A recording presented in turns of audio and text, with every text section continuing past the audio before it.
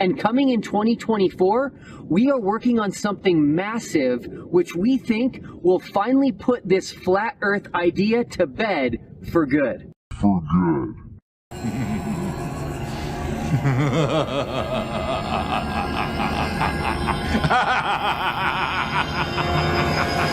But first, we will be announcing the golden ticket winner live tomorrow. That means there's one golden ticket still floating around somewhere. Can you imagine the nerve of that guy? Trying to fool the whole world? Boy, he really was a crook. So what I'm going to do is I'm going to play some music to kind of set the tone. And then I'm just going to remove you guys one at a time. And the last person that remains is the golden ticket winner.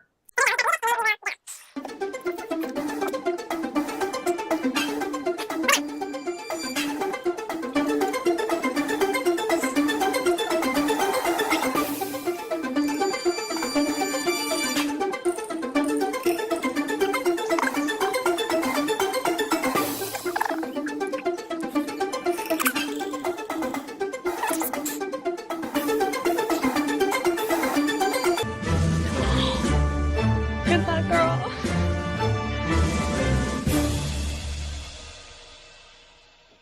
And we have a winner. Oh my God, thank you, God. Thank you, DFP. Oh my God. Oh my God. You, everybody. I won't let us down. I'm here for the truth, I promise. I pinky promise. Poppy, you know you can't go back on a pinky promise. I'm here for the truth, I promise. The truth has already been discovered and told. Whether you go to the Arctic or Antarctic, the spinning globe model has already been demonstrably falsified via sun observations alone. It's an option that should no longer be on the table. Feel free to enjoy the penguin still and to ponder over other models of the Earth and any light you may or may not see in the sky. It will matter not for the heliocentric globe model, though, as we will see.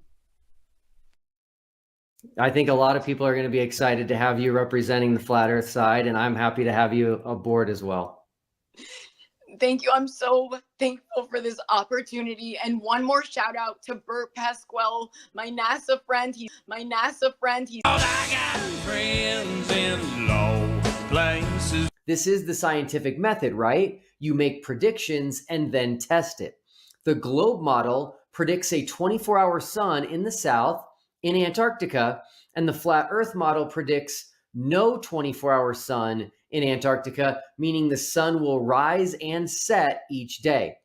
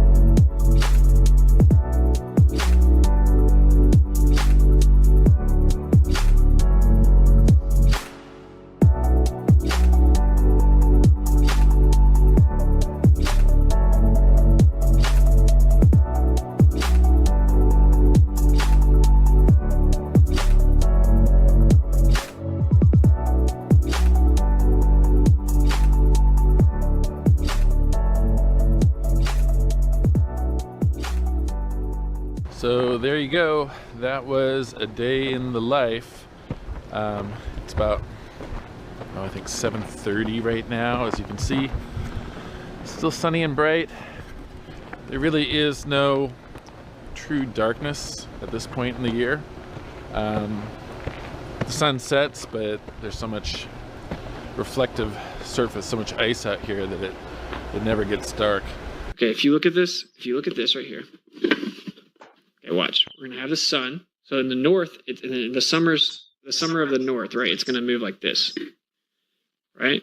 Now it's gonna move out to the outside, and you see what happens? It starts to light up the whole outside. You see that? See how it's lit up on the other side of the flashlight here? Yeah, it's called the coffee cup caustic. The light wraps around. Do you see how the whole outside is lit up? You see that? That explains 24-hour daylight. That explains longer days. That explains everything. It's a real effect that happens. As it gets further out, look, it starts to cover more and more of it. Then you go back to the north, and now it's not going to do that. It's just going to cover up. Why is it not light the whole time? Well, because it doesn't light up the whole Earth the whole time. You have to move it further or get it a little bit closer in relation to its diameter. But again, you see it lights up the whole outside right there. It's a very cool effect. It's a real thing. So there's that. And the sun sets, the sun sets, the sun sets.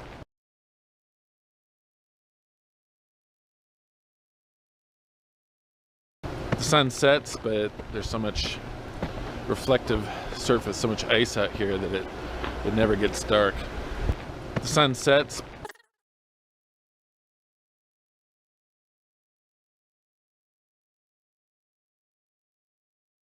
Team of guys, but I was the guy who made the robotic taper. I didn't even want to go because I freaking hate the cold. And my boss begged me. He said, David, you're the only guy that can go because you're the only one who knows how to put it together. I was pissed the entire time I was down there. Okay. I did not want to be there, but it was still cool. I'm glad I went now in hindsight, but I was mad the whole time.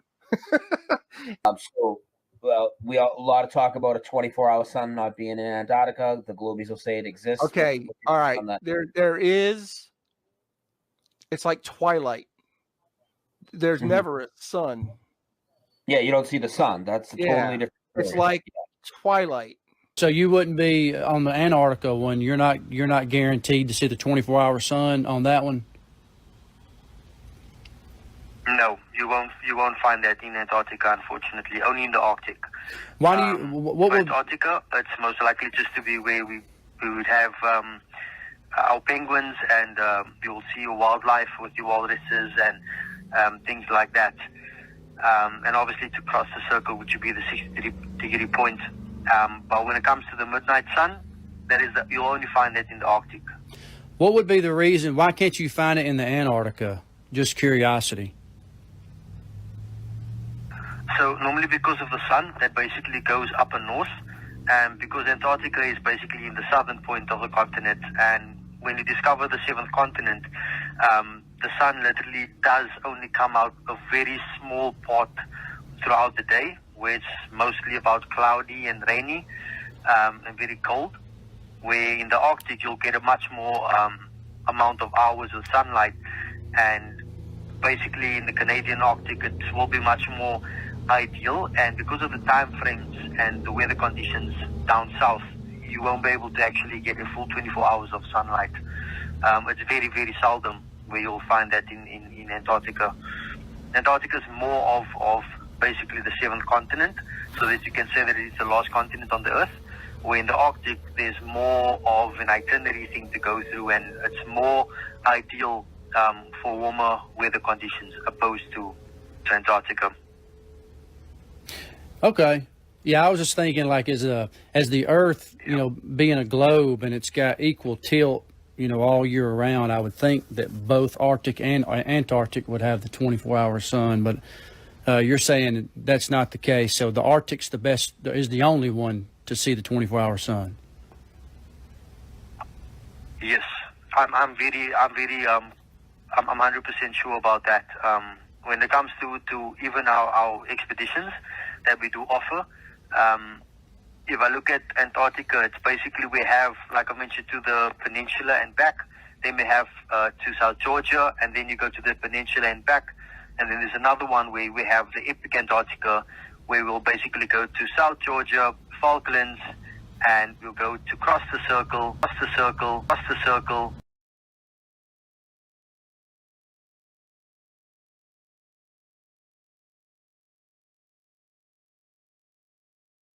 Cross the circle, and then you'll go to the peninsula and back, which is our longest itinerary, which is 23 days. And even that doesn't have a special one where we will have the opportunity under the midnight sun. We will actually have that full view of the sun throughout the whole day. There's only partial amounts of times where you will have sun, but not for the full 24 hours. Ever, right? Ever in Antarctica? It's never like that? No. Okay. Never like that. For all the 30 years that we've been traveling, we haven't had any particular person actually come back and state that that is the case, where they found that for the full 24 hours there's basically been that particular time frame that the sun has been out. Okay. I know that it does, the sun does set a bit later within the evening because of it obviously being on the lost continent. But it's not that the sun will be out completely for the full 24 hours. Okay. Perfect. Okay, well, you've given me some information that I can go back and look at, and I'm going to do a little more research to figure out. So you said June, July for the Arctic, so that's what I'll be looking at. I'm going to get on here and look at a couple of cruises or whatever and see what we can figure out. But I appreciate you answering my questions. Of course. I appreciate your help, sir. You have a good day. No worries. Awesome. Have a fantastic day further, and I'll chat to you soon. You too, sir. Thank you. And the sun sets. There's never a sun. Yeah, you don't see the sun. That's a totally different. It's like twilight. Now, I'm going to ignore all those on the flat Earth side. I'm going to ignore all those on the flat Earth side who have completely reversed course and no longer want to go to Antarctica and are complaining that it's too cold and that we can't learn much from the lights in the sky. The truth is that we have already learned from the lights in the sky, and this is why one can know for certain as to why the globe model cannot be a candidate for the so-called final experiment. Albert Einstein said, "I've come to believe that the motion of the Earth cannot be detected by any optical experiment, though the Earth is revolving around the Sun." Now, is the Earth revolving around the Sun? Albert Einstein said that he couldn't prove it. There's no optical experiment. Now, so I can think of a few ways to test, to see if the Earth is moving. So in this video, I'm going to focus on the issue, is the Earth moving and is the Earth rotating? So Albert Einstein was saying that if you were on this wheel, right, if the wheel was moving, you wouldn't be able to do visual observations to see whether the protractor is moving or if the wheel was moving. Now I know that that's not true. The one way we can test is by using a automated pan rotation head for a camera. So that pan head we can set on a timer. It's going to do a rotation over a period of time. So how can this help us to test? So the first thing we need to see, let's say I use a pan tilt head. It's going to rotate 360 degrees in a 24-hour period. Doesn't matter where I stand, my position, my speed will be constant over that 24 hours. Now, it's not the same if I'm moving. If I'm rotating, my speed cannot be constant. So the person in the middle, he's turning to his right 360 degrees, but so is the person on the outside. But what's the difference? The motion will be detectable in your video footage. So let's look at our first piece of evidence. Now what this evidence is going to reveal, that the Earth is not moving. The Earth is standing still. So how do we prove this? Our first piece of evidence is from Fraser Gunn. He's got a YouTube channel and his video is entitled The Takapo Night Sky, a 360 degree pan. So let's see what his footage looks like and then we can analyze it. So here's his footage. His pan tilted, he's rotating to his left. And that's the night sky. So, is the Earth moving or is the stars moving? This footage reveals that the Earth is standing still and the stars are moving. Why? Because of his pan tilted. His pan tilted is rotating, and it's rotating to his left. So how does this footage then prove that the Earth is not rotating and that the stars are rotating? So let's have a look.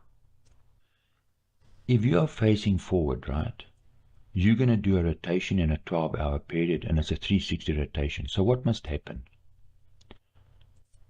If you move forward and you rotate, you're rotating to your left 360 degrees, well, you can't see the Milky Way galaxy in front of you for 12 hours. You'll be facing the wrong way at the end of the rotation. And if you rotate to your right, well, you can't see the Milky Way galaxy at all during that 12-hour period. So your rotation must end when? At 6 o'clock in the morning. You're facing the wrong way. Right? So I find it a bit strange that Albert Einstein said that there's just no way that you can test it. Remember, we'll get given an answer and we're going to test it. So, evidence number 2. If I compare both camera movements, one to my left and one to the right, over a 24-hour period, 360 pan left and right comparison over a 24-hour period, well, your speed of the camera is not the same for both, and where you're facing can't be the same for both.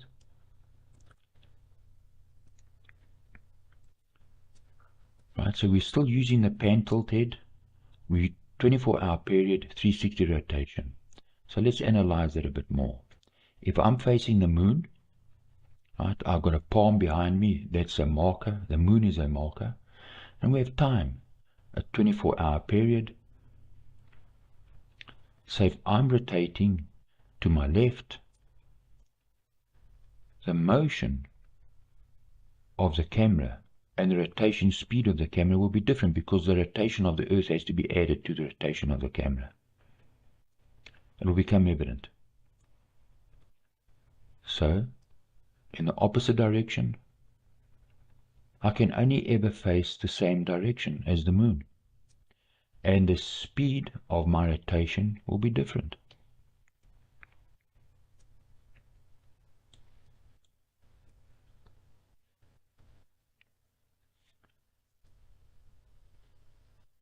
Let's expand on this a little bit. If I am on a rotating platform, the platform's rotating, and I have a cutout palm. I put 2 palm trees on that rotation circle, and I'm standing on that circle. In front of me I have a moon, and to my left I have the sun. So from my perspective, as that platform rotates, what would I expect to see? So we're going to put a camera by this man, and we're going to see what he observes. And we can learn from this.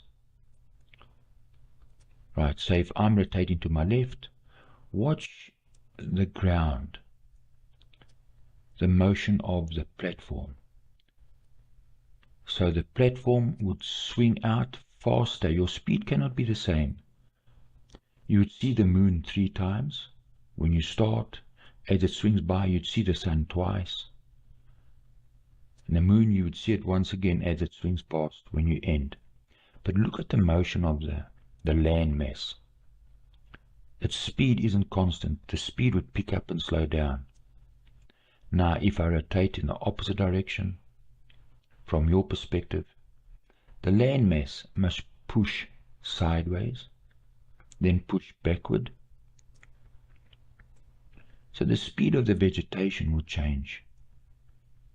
Now the land mass would push to your left, you'd be pushed to the right, the land mass would push to the left, and then push forward, and the moon would constantly be in front of you.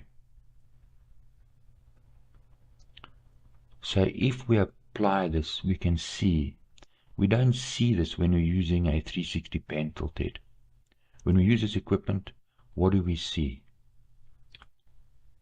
Well, everything rotates around your center point. Everything rotates evenly in the same position. It maintains its perspective. Everything maintains its perspective as the pan tilted rotates. So, let's apply it to our train wheel. If I'm rotating in one direction and the protractor is rotating in the same direction, you'll be able to tell. If you rotate in the opposite direction, there will be a change in speed. It's logical. It's simple. So why did Albert Einstein say that he couldn't detect it?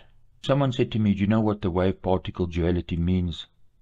I say, yes, it means Albert Einstein is making up a lot of stuff. If he can't even tell you if the Earth's rotating or not, no matter what he invents, how can I trust that? Is it just more made-up nonsense? He's just making stuff up. It has to be. So let's look at some more evidence. Evidence number 3. Right, if you see this, right, this is a long exposure of some stars. And this proves that the Earth is standing still and the stars are moving. So how can I say that? Let's have a look. If you had a rotating platform, you cut out some cardboard trees, right, and you hung up some lights in the vicinity, and if you were rotating, would you be able to tell if the stars were rotating or if you were rotating from this footage? No, you'd be able to tell if you were rotating or if the stars were moving. So what would you see from your perspective? Well, from your perspective, there would be a parallax shift between the lights. You'd be able to tell because there'd be a parallax shift. And the stars that are further away would move faster, but they would have to move at a 90-degree angle to the axis of your rotation.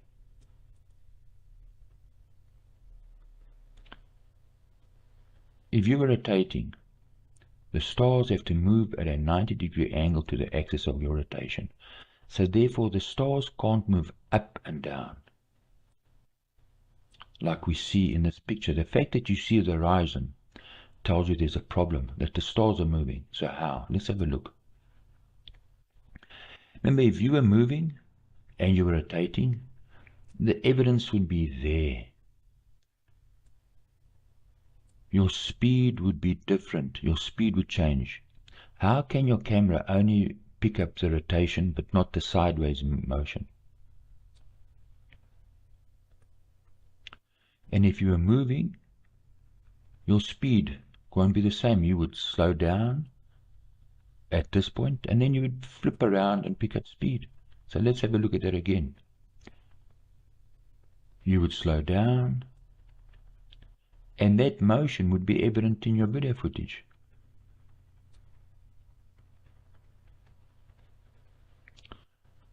So the fact that we see the horizon tells me that the Earth is not moving, but the stars are moving. How? What does the horizon do for you? Well, if that's the horizon, your camera is lined up with Polaris. If you were rotating, how would you have to be rotating? Stop and think. Remember, we went to question things. That means you need to question and think. You'd have to rotate like this.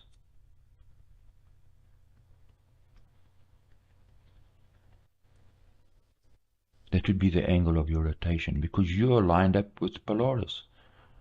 The rotation would be around your camera. And if you moved your position, or you had a friend and he moved 5,000 or 6,000 kilometers to your right or left, you can't both be rotating, yet you film the same thing. So the answer is logical. Because both of you see the horizon, it implies that the stars must be turning. You're not moving, the stars are moving. The Earth is fixed, it is not moving. So Albert Einstein, right? can't work out if the Earth is turning, but he can measure the Milky Way galaxy in light years. Do you see the problem with this? Seriously? They can tell you the measurement of the Milky Way galaxy in light years, and it's a gazillion billion light years. See the problem here? How can this be? He can't tell if the Earth is turning. Not smart enough. Look, if this aeroplane comes to you head on, these two aeroplanes are traveling at the same speed. The speed that you see the aeroplane traveling sideways, will be slower because it's further away. Just think about that. Just think about that and apply it to the Milky Way galaxy. The sun followed by the moon. It's a time lapse. So here's the video footage. Let's have a look at it. Here's the video footage. Amazing footage. Just flippin' stunning. Right, so this is in the UK. He sees the sun rise up and set within that frame of reference. Within these buildings in front of him. So where's the sun? It's in front. And where does the sun set? It sets in front of him. So here's our observation. Then the moon rises and sets where? Well, in front of him. The buildings are in front and the sun and moon rise and set in front of him. Now, that's our observation. Now let's give the observation some meaning. Because the value is in how you interpret the information. The meaning is in applying what you see. So it's distance, that's the distance, it's the building, and the time. From sunrise to sunset. Right? So the value is in how we interpret it. And where does he see the sunrise? The sun rises and sets in front of him. So what does this tell me? Well, it tells me that he's not turning. It also tells me that for you to see this, the earth must be flat. So you're going to say, well, how do I come to that conclusion from that video footage? Remember, the value is in your application. So we are told that we're living on a spinning ball. That video footage tells me that no, we are not. So how? So let's have a look. Look, if you're on a wheel and that wheel is turning, right? And there's a ball. If that ball is the sun, right, you have to face the same direction. He's not turning. For him to see the ball, the sun, he must turn. And then the buildings can't stay in front of him. Right? So let's look at that in its application.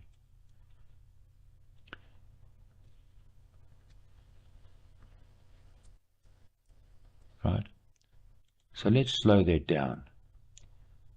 Remember, he sees the same buildings. If the sun is on his right, the sun can't be in front of him. He would have to face the sun throughout the entire rotation. He's not doing that because he sees the building in front of him. So what's happening? Well, he's not turning. He's filming the sun and moon rise and set in front of him. And his frame of reference is those buildings. He sees the sun and moon turning in front of him. For him to see this, it means that the earth must be flat. Why? Because if he's in the north, what is the person in the south seeing?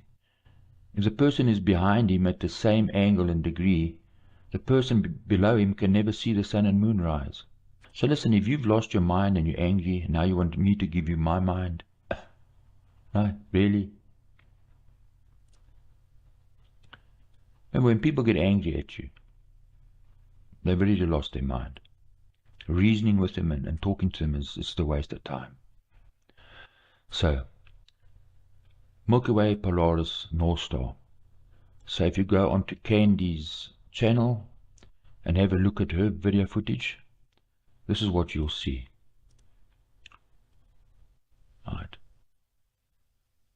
We see the horizon throughout. She's not turning. right? She sees the same horizon. That tells us that she's not turning, because if she was turning, the horizon would change. Right, so is the Earth turning? No, the Earth's standing still. We've already shown it from the movement of the stars in our discussion before this. Right, so let's evaluate what's going on here. We're going to ask some questions. If you're rotating around the sun, you can't see the same set of stars the entire year round. Every 3 months, you must have a completely different set of stars to observe. You can't see the Milky Way galaxy every night if you're in the northern hemisphere, and they do. Then you can't be spinning around the ball Earth. Every 3 months, you have to have a completely new perspective of the sky. It has to change. And the speed of the galaxy, what would the speed be? It would speed up. The galaxy would speed up and slow down, and we're going to have a look at this, right? So how can Albert Einstein say that there's no motion that you could observe? There's no way you could detect by any optical experiment if the Earth was turning or if the stars were turning. Right, so here's an image by Alan Dyer. He's AmazingSky.com. So what Alan has done, he's got some amazing images. What he's done is he's done a pan of the night sky. He takes photographs 360 degrees around him and he merges them into one image. So how does this help us? How can we use his image to understand if we are moving? Because if we are moving, remember, you'd have to be rotating like this every night as the Earth orbits the Sun.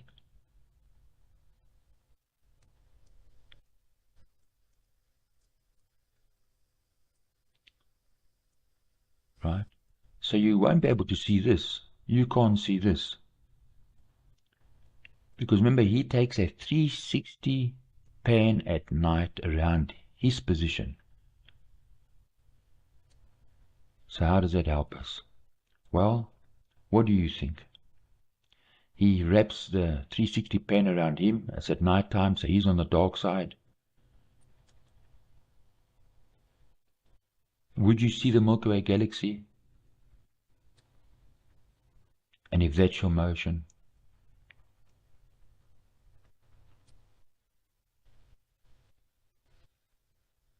really? I mean, freaking seriously? You believe you're living on a spinning ball flying through space? And again, this is the scientific method to make predictions and to test them. Look, the Earth's supposed to be rotating easterly. If you're in the northern hemisphere, your watch must read this way. In the north, it would read this way, but in the south, it would read opposite. So you can't have the same watch. You're still rotating easterly. So what does that mean? How do we apply that? Well, in his footage, the person is turning to his left. Now, this is a problem. Remember, the Earth must be turning and the Sun must be standing still. So the person can't turn to his left like this. The problem with the footage. Right, we'll deal with the time in a few minutes. So how should it look? Well, remember, the Earth must be rotating easterly. He has to turn in the opposite direction to counter that rotation. And he has to turn and keep the Sun in front of him, because he's on a spinning ball. He can't turn 360 degrees and look in the opposite direction, because then you won't be able to see the Sun. So what would the footage look like from his viewpoint, from his perspective? Right. So the Earth would have to, the South Pole would have to rotate, because he's rotating to his left to counter the rotation of the Earth, which is going easterly, that direction. he has to keep the sun in front of him, and the earth would be rotating in front of him. The landmass would be pushing forwards and backwards, the South Pole. So this will be the only place in the world where you'd get this, if it was real. But it's not real. It's a lot of garbage. Right.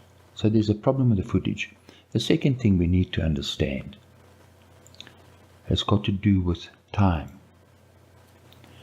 Remember, another issue is that the earth rotates and it's moving sideways at a phenomenal distance.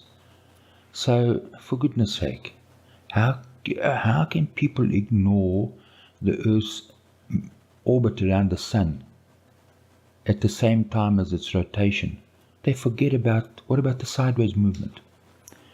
So this would upset your whole filming thing. The footage would slow down and speed up. I mean, what is wrong with these people? I mean, this person is so busy saying that flat Earth was in denial. No, he's just as dumb as a sack of bricks. Let's have a look at time. You've got two people in the South Pole. Their time can't be the same. The person closer to the North Pole, right, will be rotating, look at his time, and the person further out from the North Pole would overtake, so his time would be completely different. So how come they don't look at this? Forget the midnight sun. Show us this. Now there's something else that you need to understand. That this guy who's shouting the odds at flat earthers and saying we're in denial, when he's a complete moron, is time. Remember, to watch the midday sun, the shadow has to move from the one side in the South Pole to the other. While that happens, what has to happen? And they will be making a big fuss about this, but you never hear about this amazing phenomena that should happen but doesn't happen.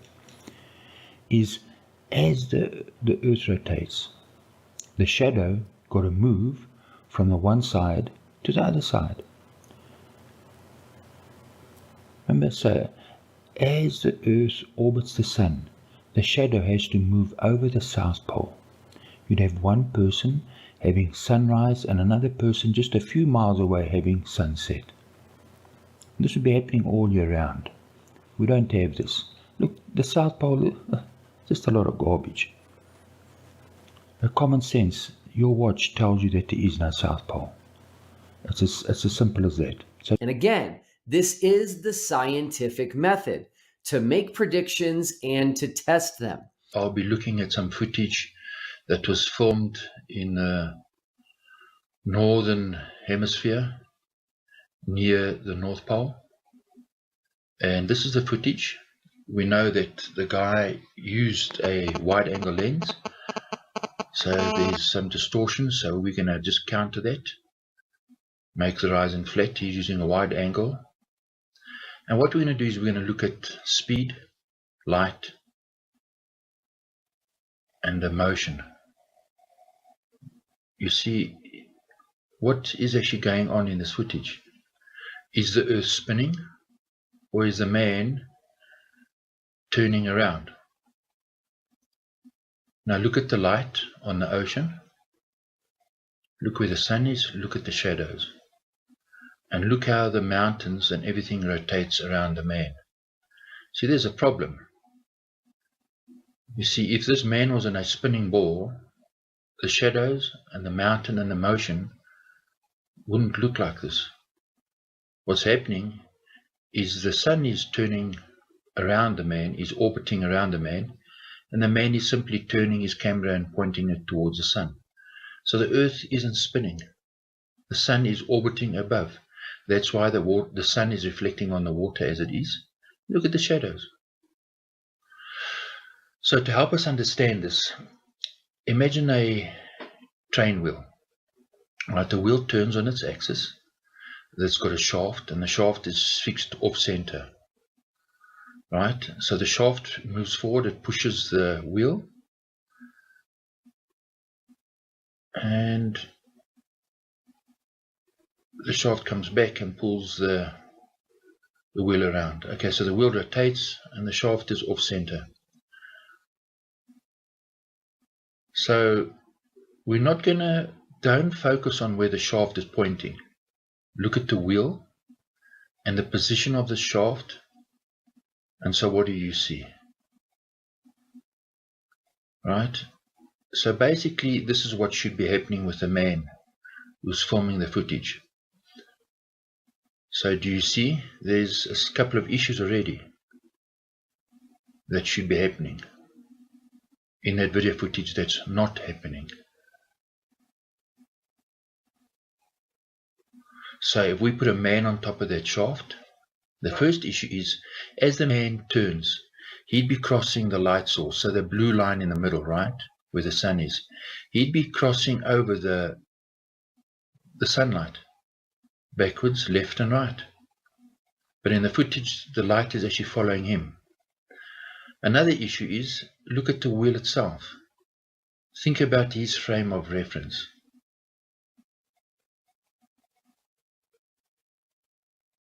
So from his frame of reference, the wheel should move out in front of him. The horizon can't stay the same.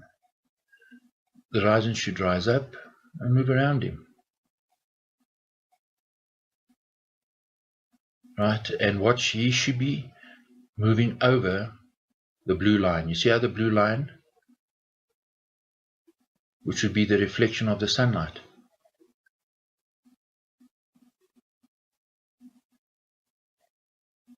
Because the sun is fixed. So the issue is the light itself, right, which would be the blue line. From his perspective, everything would be standing, he'd be standing still and the wheel would be turning around him. So the light would be swinging from his left and to his right, and the landmass should be pushing out in front of him and rotating back around him. We don't see this in the video clip. You see, what we see in the video clip is that everything is moving in perfect position around him. Another issue is, look at, there's arrows here, so don't look at them, just look at the blue arrow, left and right. You see, as the person moves backwards, he also has to move to his right. If, in other words, if he moves back 1,000 kilometers, he has to swing to his right 2,000 kilometers. So his frame of reference wouldn't be turning around him, it would be pushing and sliding out towards his right. So, for example, the orange frame is where it started. As he moves around, because he's off center, remember? The landmass would push to his right. Watch the blue arrow on the right, left and right. Do you understand? And the footage doesn't show this. The footage, it's constant. So he's turning. He's not spinning around. He's not spinning off center. Do you understand? So from his perspective, the landmass would push to the right. And it's not. It's actually rotating around him. So the Earth isn't spinning. The man is turning and he's filming the sun, which is orbiting overhead. The second issue is we're going to look at the gold arrows. You see, if he's spinning off center, now watch. The gold arrows would point towards him, right? Because he's off center. So everything in front of him would actually be turning in front of him. Because he's off center. So, watch the arrows. Now they'll turn and face the other way. They're turning in front of him. So if he was spinning around a fixed axis, remember, for everything to turn around him, he'd have to be standing at the North Pole. Exactly on the North Pole, so that everything turns perfectly around him. Or, the Earth is standing still, and he's just turning, filming the sun orbiting overhead. So, this is what we see in the footage. He's turning, and he's filming the sun, which is turning overhead. So look at the arrows, the gold arrows.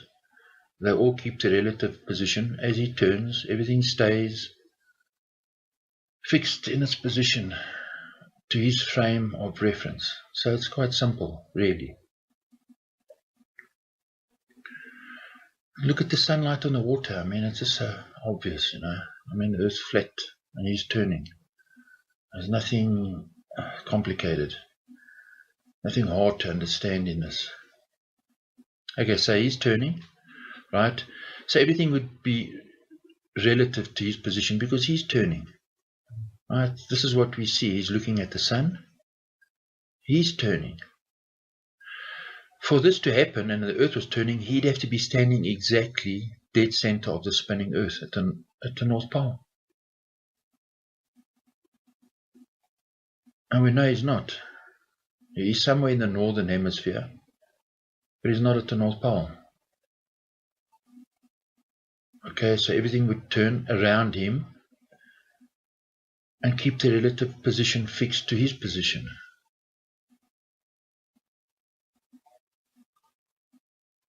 Right, and that's what we see in the video footage.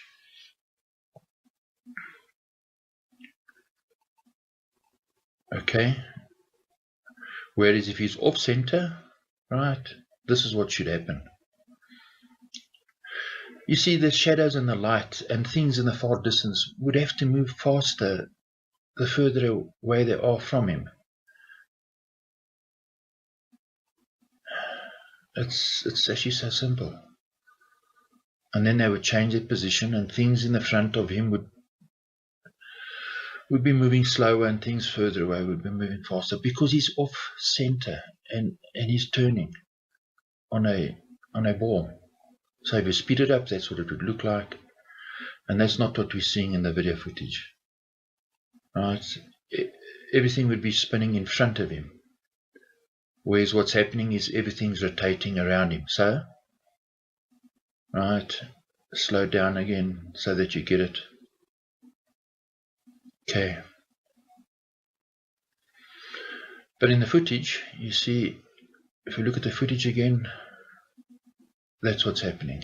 So he's turning, he's looking at the sun, and the sun is orbiting around him. Okay, let's look at the footage again now. Oh, look at the light. Look at the shadows. The sun's not 150 million kilometers away. It's above him and it always stays above him. Watch when the sun moves away. Look how it still heats the surface. That's because of perspective. The sun's always above this guy's head. He's just turning, following the sun. Right? And watch when the sun heats the water. Remember, if he was off center, he'd be moving across the reflection, backwards and forwards. And that's not happening. Right, so it's simple enough. So if he's turning, the shadows would be elongated and they would swing at 6 o'clock in the morning and 6 o'clock at night, late. It would swing the opposite way. Do you understand? In other words, the shadow should cross over like this. And they'd always be elongated. You can't escape that. And we don't see this in the footage.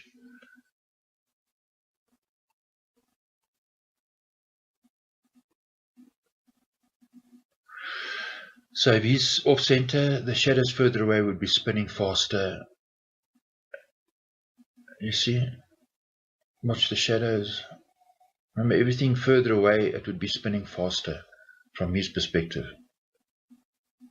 All orbiting around their own fixed axis.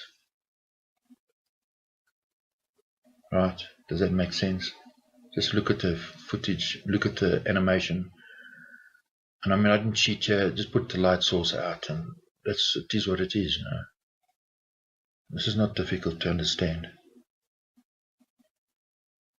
Look, you don't need maths for this stuff, really. It's logical. And we're going to get into a bit of maths later on, and I'll show you how people cheat and trick things.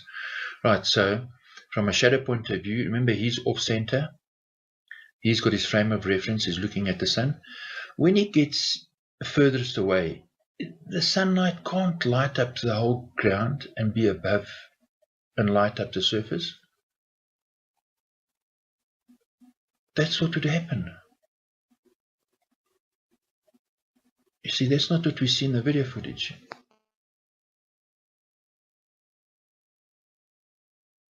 Look at this guy. His camera's locked down and he's filming the sun. He's in the same area. He's in the northern hemisphere, close to the North Pole. He's offset around the orbit of the sun, and the sun is overhead. Look at the shadows. How can the sun come back and now move back over his head? And look at the light on the water in the background. It's flat. And the sun is orbiting above this person filming. Right? We just have to learn to look. And this is what we see. He's off center and the sun is orbiting around him. And in his frame of reference, that's what he sees. So if he wasn't turning and watching the sun, the shadows would behave the same as we see in the video footage. We just have to learn to look and think. You know, the education system doesn't teach us how to think. It teaches us what to think, not how to think and reason. And if you do think and reason, well, then you're going to be in trouble. You know, that's just the way the world is. You know, they're going to call you an idiot and a fool and all the rest. But really, you know, we need to think and reason for ourselves. We need to stop trusting the people who rule the system, because we just cattle to them. You know, they kill us and slaughter us and abuse us, and we just allow it to happen because we trust them. And they're the biggest lot of scumbag liars there is. You know, they lie about everything. So use your eyes and think. Just look. The sun's moving above his head. That's because the Earth's not spinning and the sun is orbiting above the person who filmed this. Okay, so now moving on. I mean, this bit is just so silly. I mean, if the Earth's a spinning ball, people all over the world will be spinning at different speeds. So how can people film time-lapse video footage and the sun's moving the same speed? You see, the guy at the equator, his time-lapse will show the sun spinning at a phenomenal speed.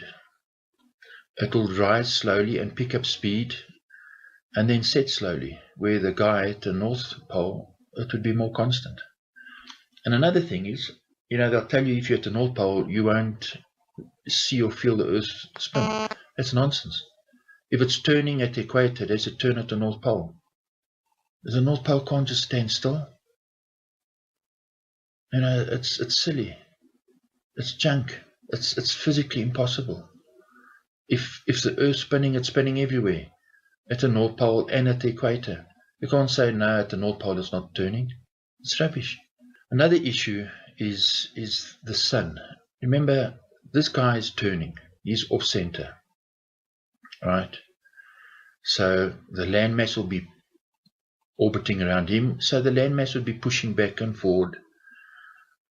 Can't keep the same distance. He'd be moving over the light. And another issue is the sun, from his frame of reference, would be zigzagging. Now people say, no, the sun's 150 million kilometers away. You won't see it move. The point is, with reference to his frame of reference, which is the horizon, how would the sun move with the horizon? That's the issue. The sun would zigzag. So when I look at this, some people say, no, it won't zigzag. And they're saying, well, the man is turning 360. Oh. Okay, so we're just going to simplify this. You see, the sun would actually zigzag backwards and forwards, and we're going to prove it. We're going to look at the arguments and simplify it. All right, so it's all these things. The light, the landmass pushing forward. Remember, everything would be turning in front of him, and the sun would be zigzagging in front of him. We put all this together, we understand that the man is not living on a spinning ball. He's standing on a fixed earth, and the sun is orbiting him. In other words, go into your kitchen, get a plate. Put your finger on the plate and turn the plate around. your hand isn't turning 360 degrees. Your hand's facing the same direction. How do we know this? Well, because if your hand turned, you'd break your wrist.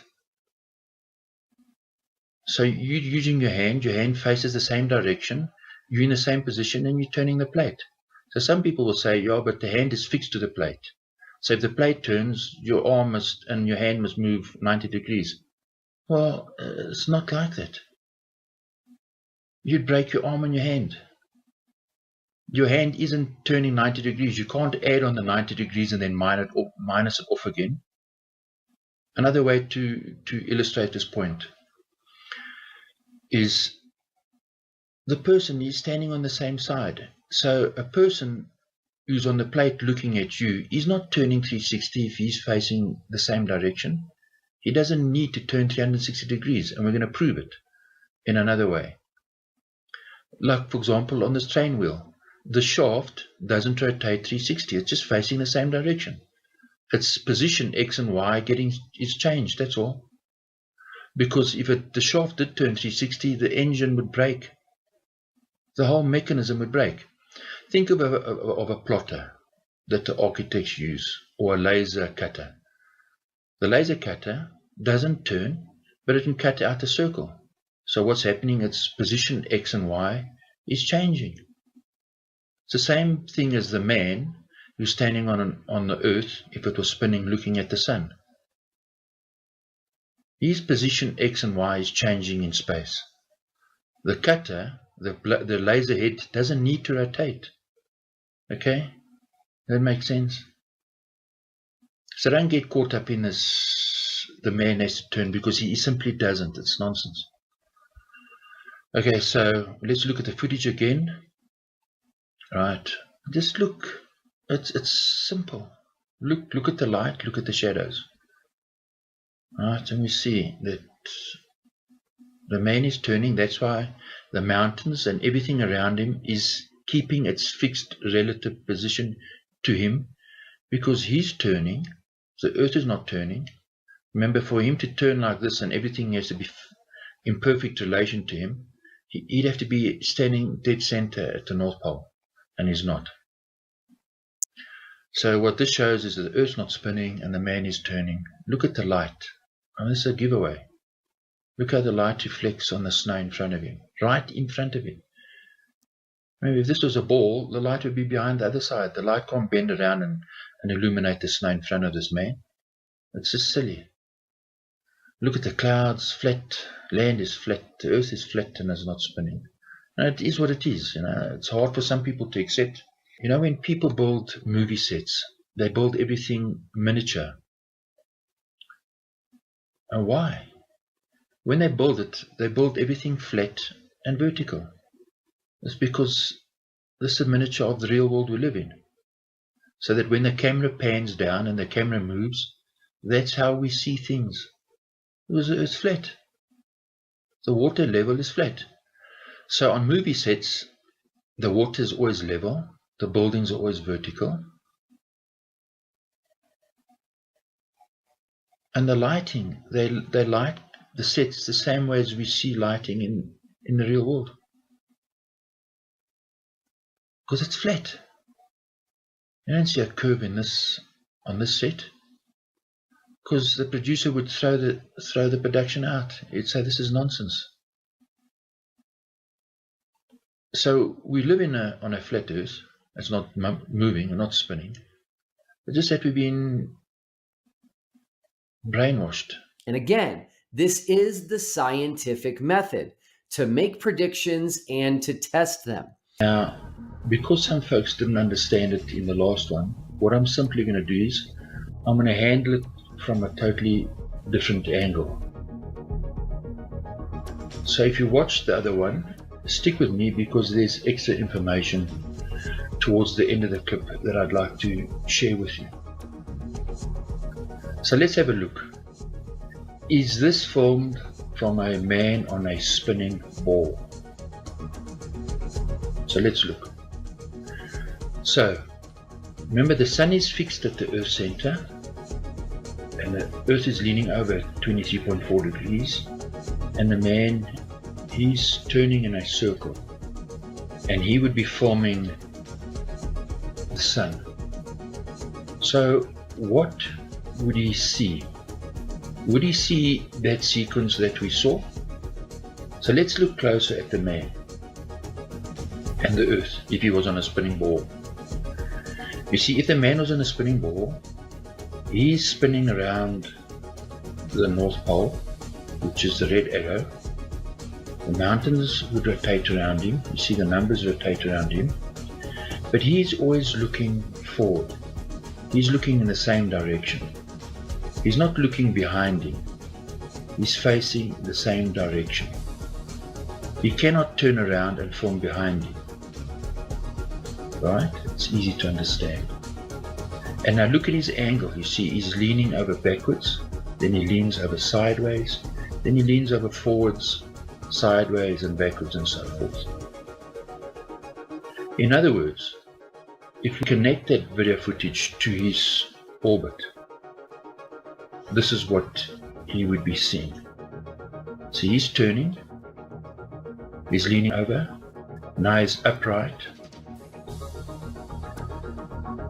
and now he leans over to his right, left, and he's upright again, and the sun's on the horizon. Then he leans over to his right. So this footage is vertical with the man. From this angle, I'm just showing it to you from this angle in the animation.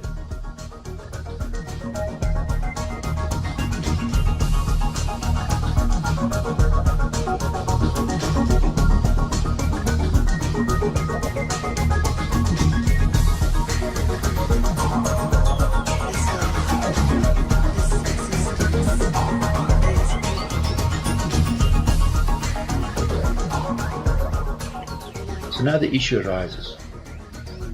You see, if we center that image and we lock that image down on the horizon, what is the sun doing? Now look. See, the sun is simply moving up and then down. So the sun is moving up and down. Right? So the sun, if we can use another term, is zigzagging up and down. So what is causing that zigzag? So I'll say no. What's causing that is the tilt, the 23.4 degree tilt of the earth, because the man is leaning backwards and now he's leaning forwards. Then he leans backwards and forwards, that's what's causing the tilt. Well, then you have a big problem. You see, the man, if the tilt, if that is caused by leaning backwards and leaning forwards, you see, he's leaning the same distance to the left and to the right. How can he only register his backwards and forwards motion?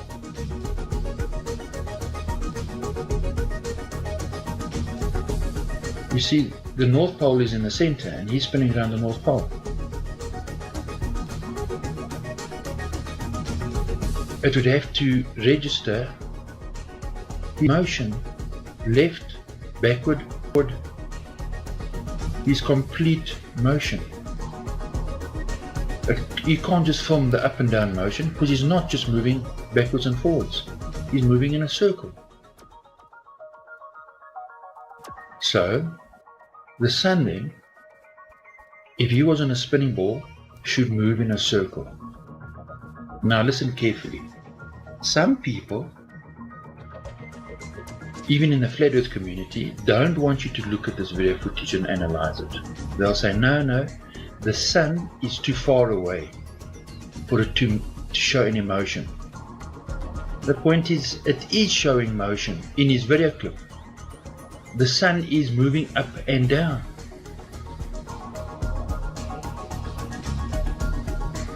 So you cannot argue then that the sun is so far away that it doesn't show any motion. The sun's motion is registered, it's up and down.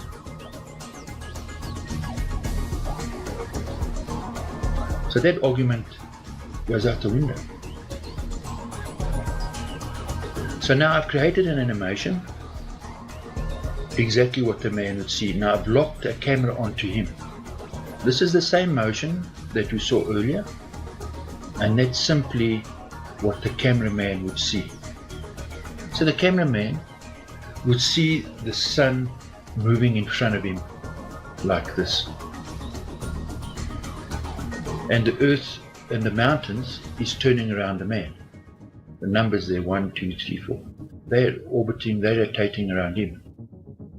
This is not what we're seeing in the footage.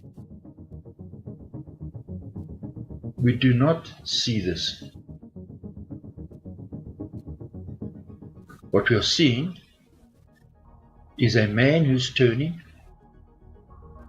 and he's filming the sun orbiting around his position. So I've lined up when the sun is on the horizon, and he's slightly off-centered. So the sun goes up and the sun goes down. So now what is causing the sun to move up and down? See, the sun is moving up and down. So how's that work? What is causing that? Well, it's the sun orbiting around him. Now when I look at this in detail, you see the sun's motion is in a straight line. Watch.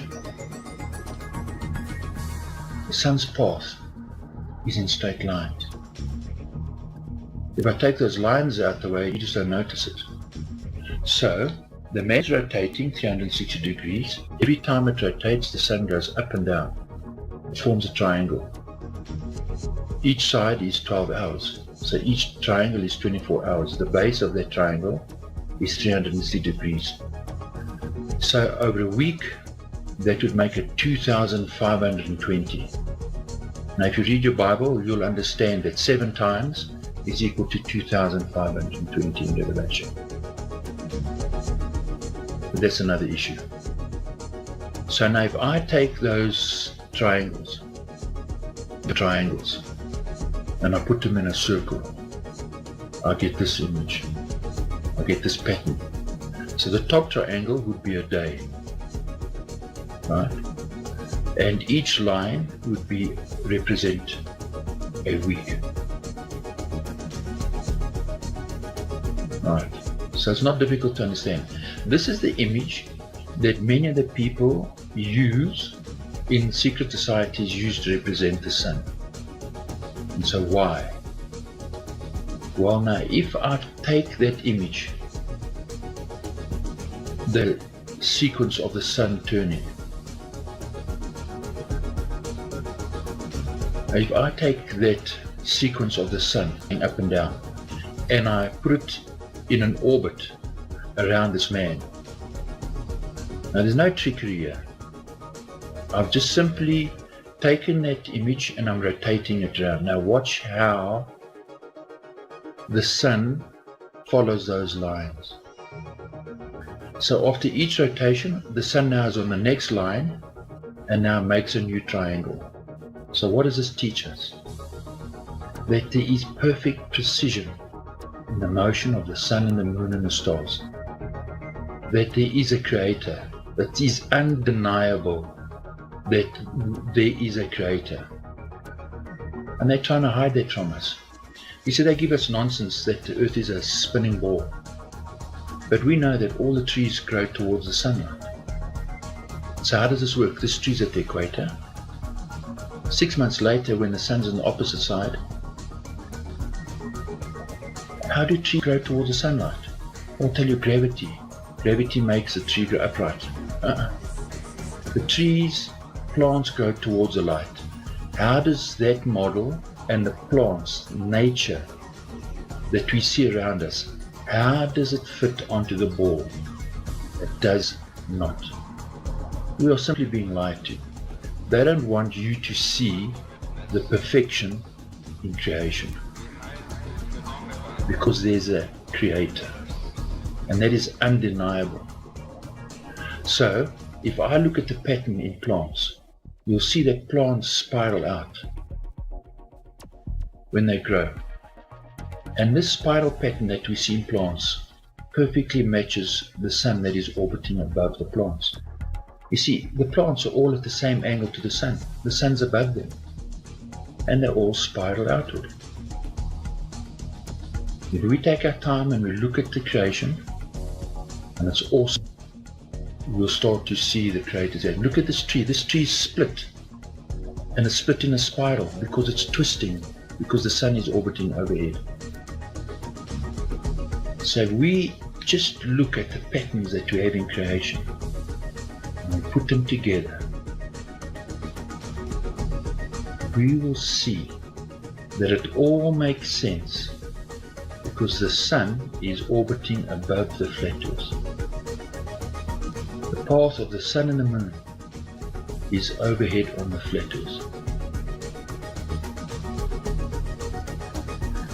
We need to take time to look at creation and to thank the Creator for creating us, and to open our eyes and to show us, and to teach us about His creation.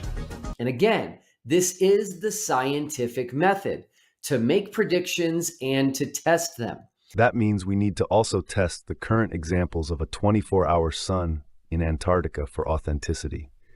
It has just been shown that the globe model cannot possibly replicate any of the 24 hours footage we see. But if each example we look at can be shown to be faked from Antarctica, then that should speak volumes to anyone with a working mind. We will get into how a circling sun or light source in Antarctica could be possible on a flat Earth later, but knowing that the opposite has been documented by various people, while also seeing fake footage from those claiming that it is real, is just more proof against a 24-hour sun, and should also logically raise extreme suspicion with any future claims and footage. And again, this is the scientific method, to make predictions and to test them. Let's watch this footage first and see if you notice what the issues are.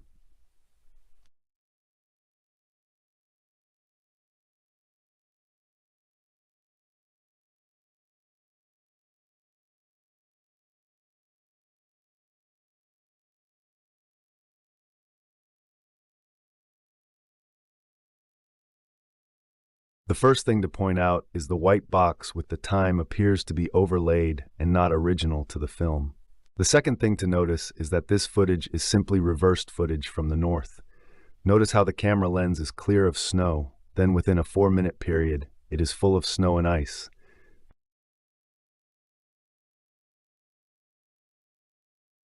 Then we see the amount of snow on the lens shrink in size.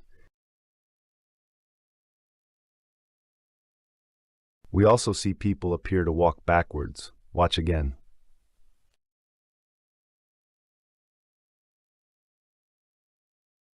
When we play the video in reverse, only then does it make sense. We begin to see snow build up more and more on the lens until we see someone come out and clean the lens off. The opposite would not have happened.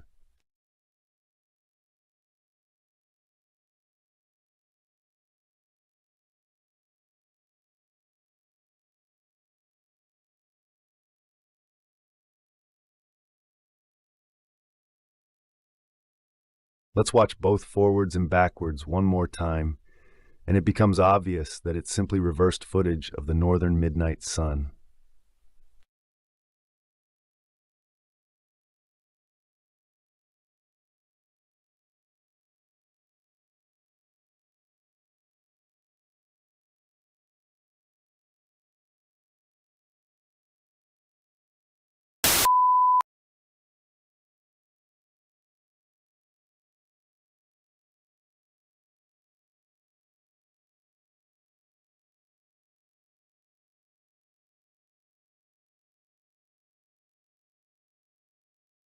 This next video has been shared by many so-called flat earth debunkers, but once again, logic and a keen eye exposes it for what it truly is, a fake.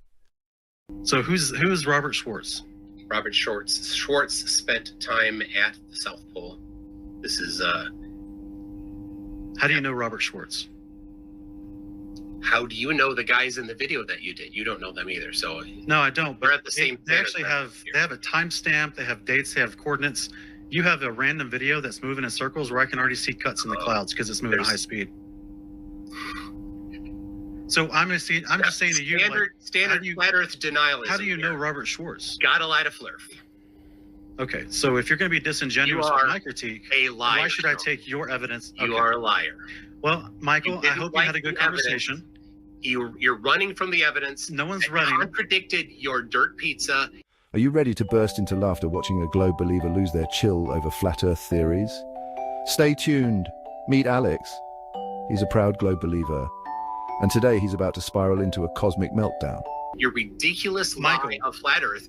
Michael, no, Sean. Let's see the video. No, there's no. It's Without playing right edit. now. You are refusing to play it to your people. No, we had it on the screen. It We had it on absolutely screen. This is it. contradicts We already flat Earth. watched it. This We is watched it go in a impossible in flat 360. Earth. This is 5 days. We 5 watched days. it go. Yep. This destroys flat Earth. You asked why hasn't it been blasted around? I don't know why. Here's the first critical question. It's been there for 7 years, Sean. Michael, here's the Sitting there first critical waiting for question. you Can to you not slow down? look at Slow it down for a because minute. It contradicts your idiot Slow down. idea of Slow the down. flat Earth.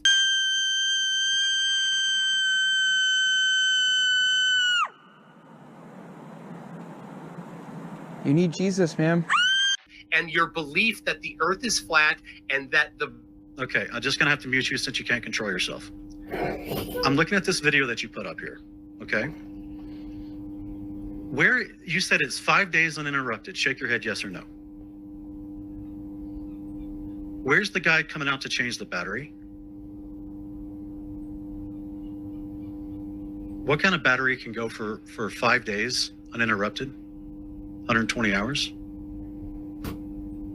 Where can you tell me where the video is where he's coming out to change this battery out of this camera? Do you know that the batteries lose 90% of their lifespan in sub-zero Antarctic weather? So all you got is a simple video. All right. You don't know who you Robert ready Schwartz for the is. answers? Are you going to pretend to let me answer now? No, I'm asking you genuine questions. Can you control yourself and talk normal now? Yeah, it's a time lapse. You don't know how time lapses work? Esse vídeo hoje, tá? Mais um vídeo falso, tá, galera? Olha só. Agora vamos ao vídeo original. Ah, o vídeo original já não tá cortado embaixo. O vídeo original não tem aquelas fotinhas do Carlos Machado para te distrair, né? Da ring light. Esse é o vídeo original, tá? Eu vou passar ele todo, para depois... Eu vou passar o vídeo todo para a gente perceber algumas coisas. Lembrando, tirei o som também, porque tinha uma musiquinha. Importante é a imagem, né? Vamos dar uma olhada. Vamos ver se você encontra o erro, tá? Jogo dos 7 erros aqui. Vamos lá. Vamos ver o vídeo todo. Vai o sol. Vai o sol lindo e maravilhoso, ó. Maravilha, hein? Vai vendo, hein? Vou mostrar o vídeo todo. Percebam que não há movimentação de nada, de pessoas, de veículos. Não há absolutamente nada acontecendo ali, ó. Ó. Vamos lá. Não há movimentações nenhuma. São 5 dias de time-lapse, você não vê movimentação de nada. Né? Não tem nada. Até porque com essa... Olha só.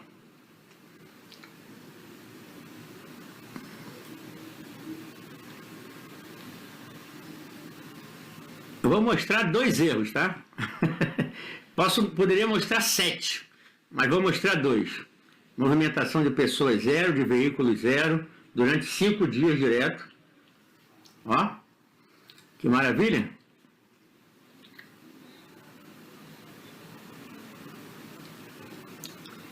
Parece tudo lindo, não parece?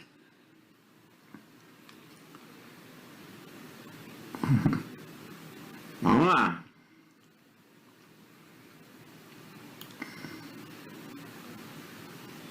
Vai o solzinho, 5 dias, galera. Pensando o quê? Eu quero mostrar o vídeo todo para depois dizer que eu não mostrei, tá? Vai ele, vai o sol. Vamos lá. Isso aí, perfeito, né? Sol 24 horas, filmado numa porrada só, sem edição, sem nada. Não é isso que está aparecendo? Aquelas coisinhas que o Carlos Machado botava embaixo não é à toa, não, é para distrair, tá? Para te distrair, para você não ver a realidade, entendeu? O Leandro divulgou mais esse vídeo. Aí tá lá, beleza. Deixa eu terminar, vai até o final.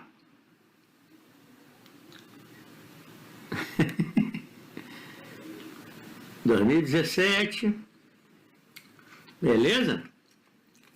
Aí já está começando de novo. Agora vamos lá. Sei que é difícil perceber o erro, tá? Sei que é difícil. Mas eu quero que vocês foquem nesse objeto aí e no Sol, tá? Tá vendo onde o Sol tá? E esse objeto que está aqui, ó. Estou botando a setinha ali para você ver. E você presta atenção no solo aqui, ó. Tá? No solo. Vamos lá. Vamos lá. Espera ele dar uma volta. De um dia para o outro, tá? De um dia para o outro, o solo já vai estar completamente diferente, tá? O solo já vai estar desenhado com as linhas de Nazca. Já vai ter um super desenho ali. Mostrando que foi feito numa época e depois em outra época, e não em 24 horas, ó. Vai chegando. Ó. Olha a diferença do solo, isso em 24 horas, de um dia para o outro. São inúmeras as diferenças. Isso significa que ele fez um vídeo numa época e colou o outro vídeo em outra época. O solo já está completamente diferente. Como eu falei, em 5 dias você não viu nada ali, pessoas, nada. Em momento nenhum. Olha o solo aqui embaixo, gente. Olha isso aí. Vou botar as duas fotos juntos, do dia anterior e desse dia agora. Olha as duas fotos aí. Agora vamos em mais uma. Eu podia ir em várias, tá? Mas eu vou em mais uma. Isso de um dia para o outro. Vamos voltar aqui agora e vamos ver mais uma parte. Agora aqui é legal. Aqui. Presta atenção, vou até voltar um pouquinho, peraí. Para ficar o sol no meio ali certinho. Pronto, o sol está no meio certinho.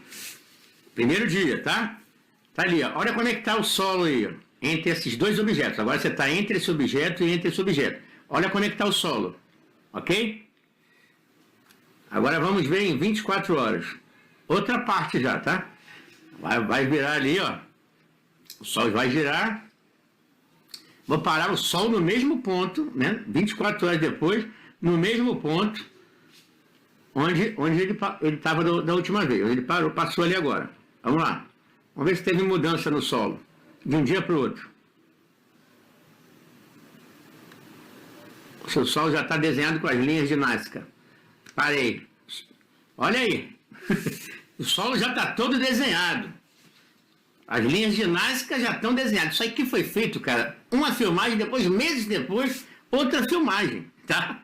Meses depois, o solo já está completamente feito. Vou mostrar as duas imagens aí, ó, para vocês verem.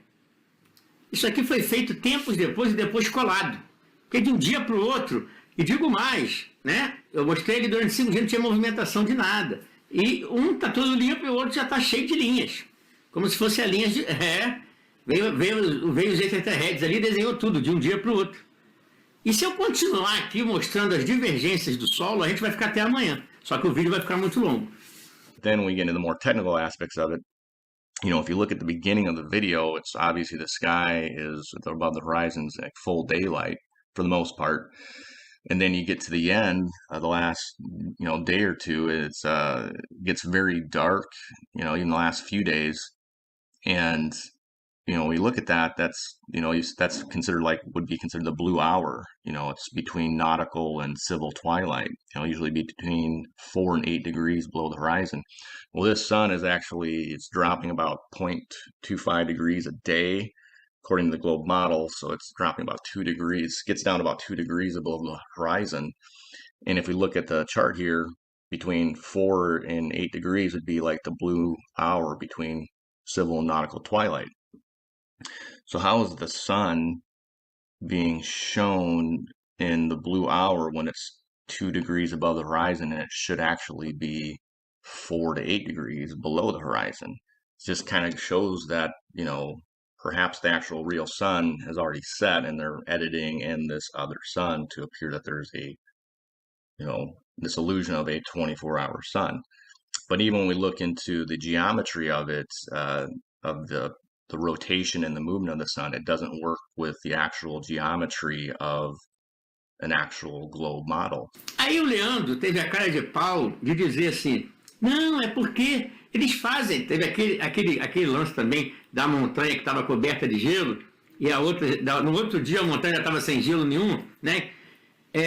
Que também é uma filmagem. Watching this film, nothing to do with this foolishness of a flat earth, but I'm watching this film and I get around, minute whatever, and I nudge Paul and I said, Paul, this movie just disproved the flat earth.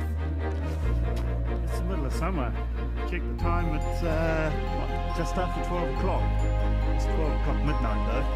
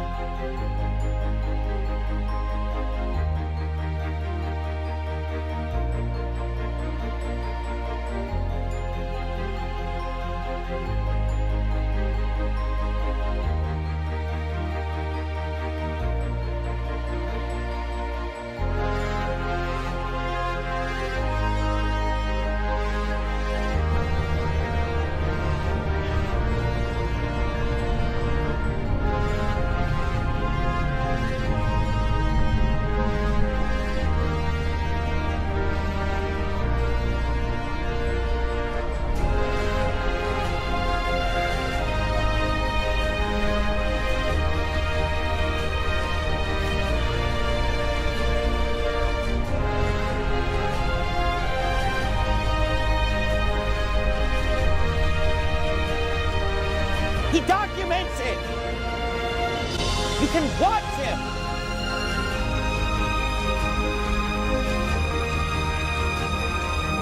You've been destroyed. Your flat earth lie has been exposed and laid bare to everybody.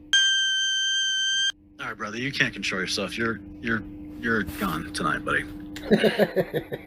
Oh, the frustration. As he dives into a frenzied rant about science, satellites, and centuries of astronomical research, you can't help but chuckle. Your directions behind the mountains, I don't think it's a good scientific representation.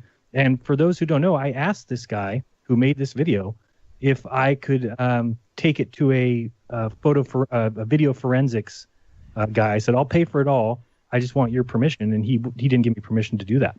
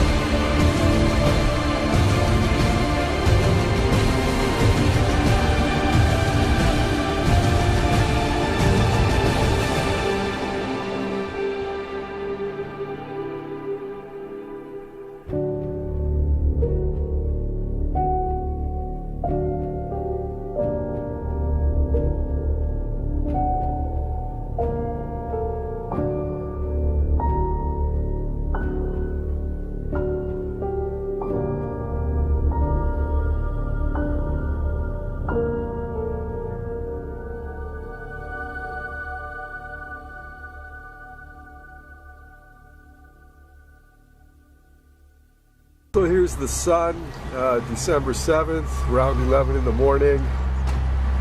And we're just exposing the fakest video made on the supposed 24-hour sun in Antarctica. Totally fake video. And we're just showing you right now, look at the sun. We're looking through tree branches. Does it ever disappear, like completely?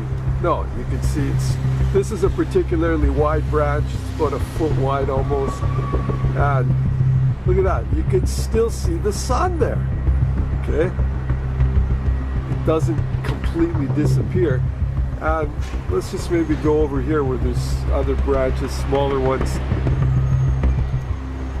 Okay, this is really important because you'll see when we compare it to the fake video, the sun gets obscured by the tiniest little things and it completely disappears from the sky. Turns out that the image was doctored by the Discovery Channel itself for a docu-fictional piece.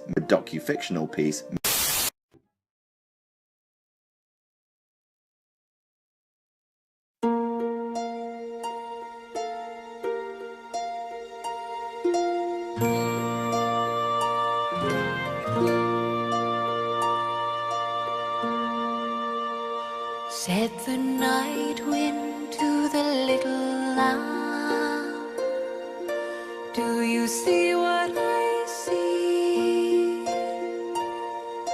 Way up in the sky, little lamb, do you see what I see?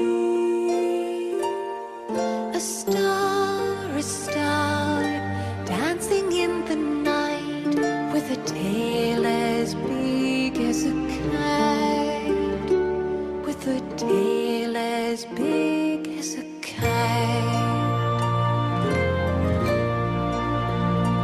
Said the little lamb to the shepherd boy, do you hear what I hear? Clearly, this shows us, if anything, that trickery is afoot. And this is not just one of the months. This is not just 2 of the months. It's not just 5 of the months. This is every month that they have a webcam video for. They have edited and cut out part of the day.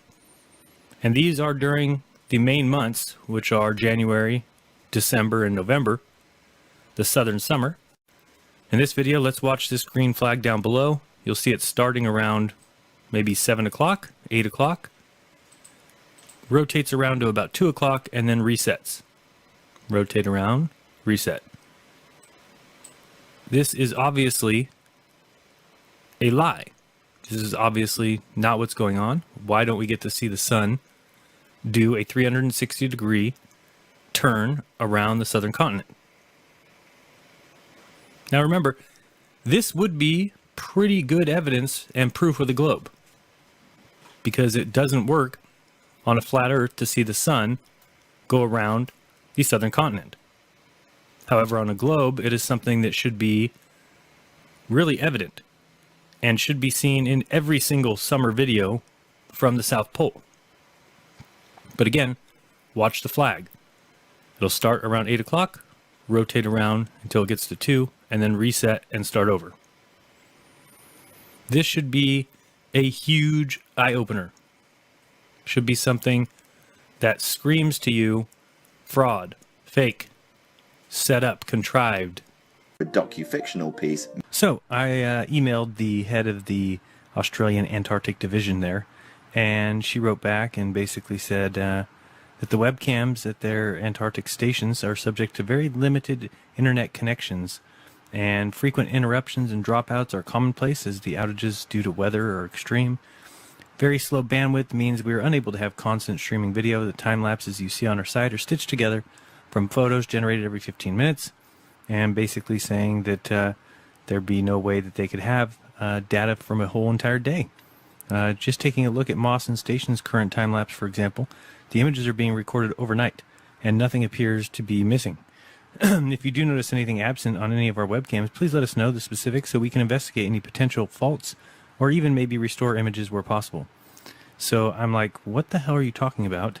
Why don't you have complete day's videos? You're cutting them yourself. So I wrote back, and she responded with, "Hi, Jaron. I've spoken to our web manager, who was not available earlier. He let me know that some frames are actually missing by design.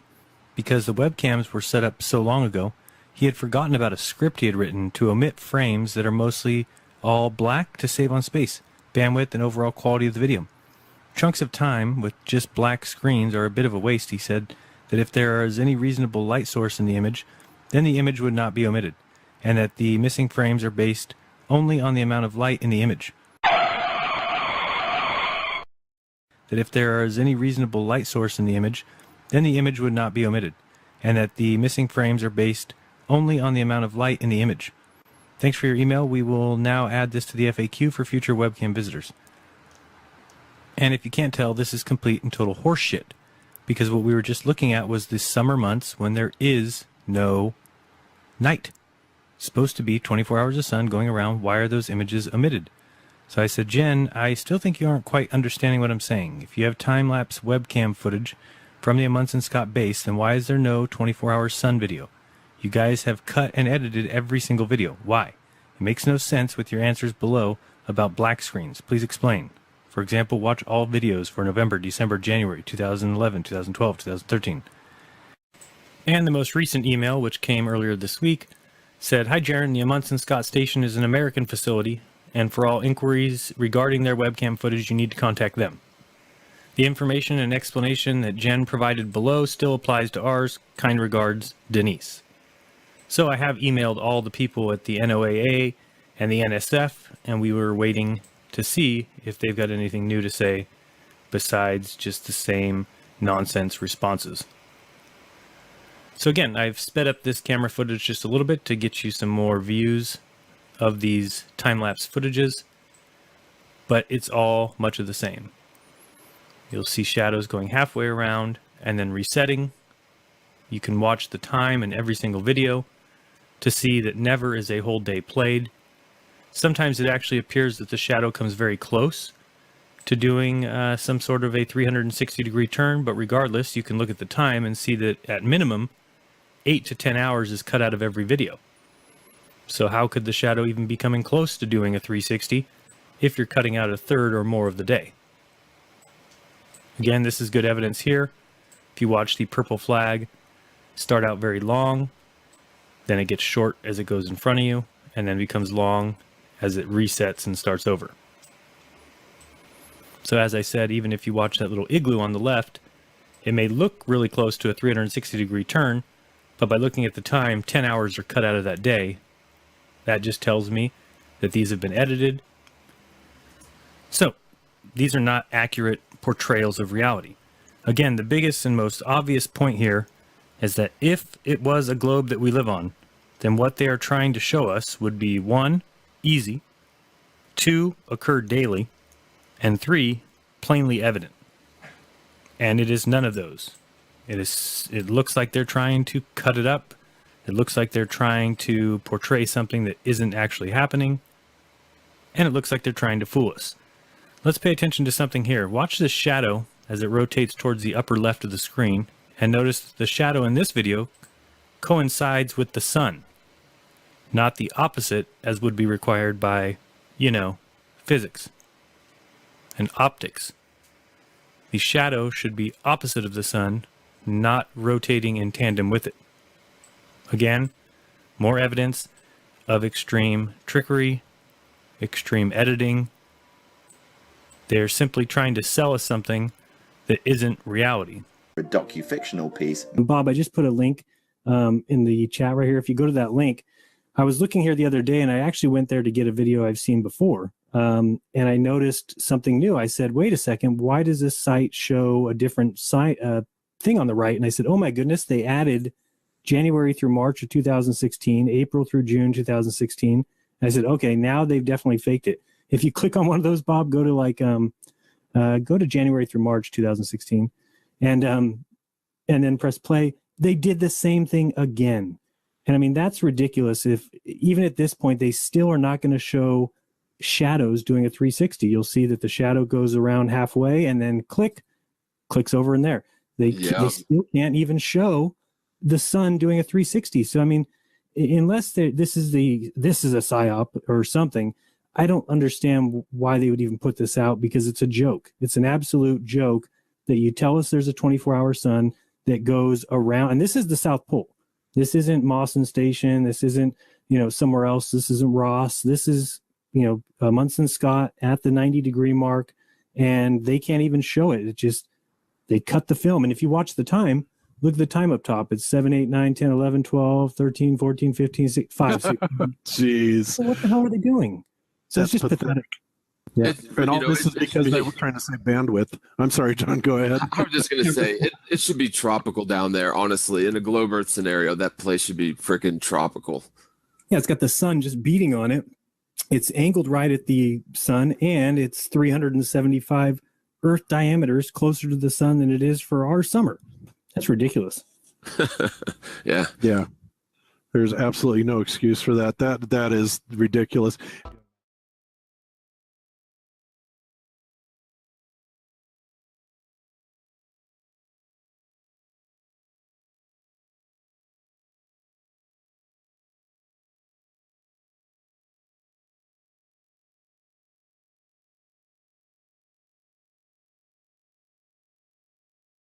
In my last video, someone who is probably a globe troll left a comment about the alleged 24-hour Antarctic sun and a link to a video supposedly proving its existence.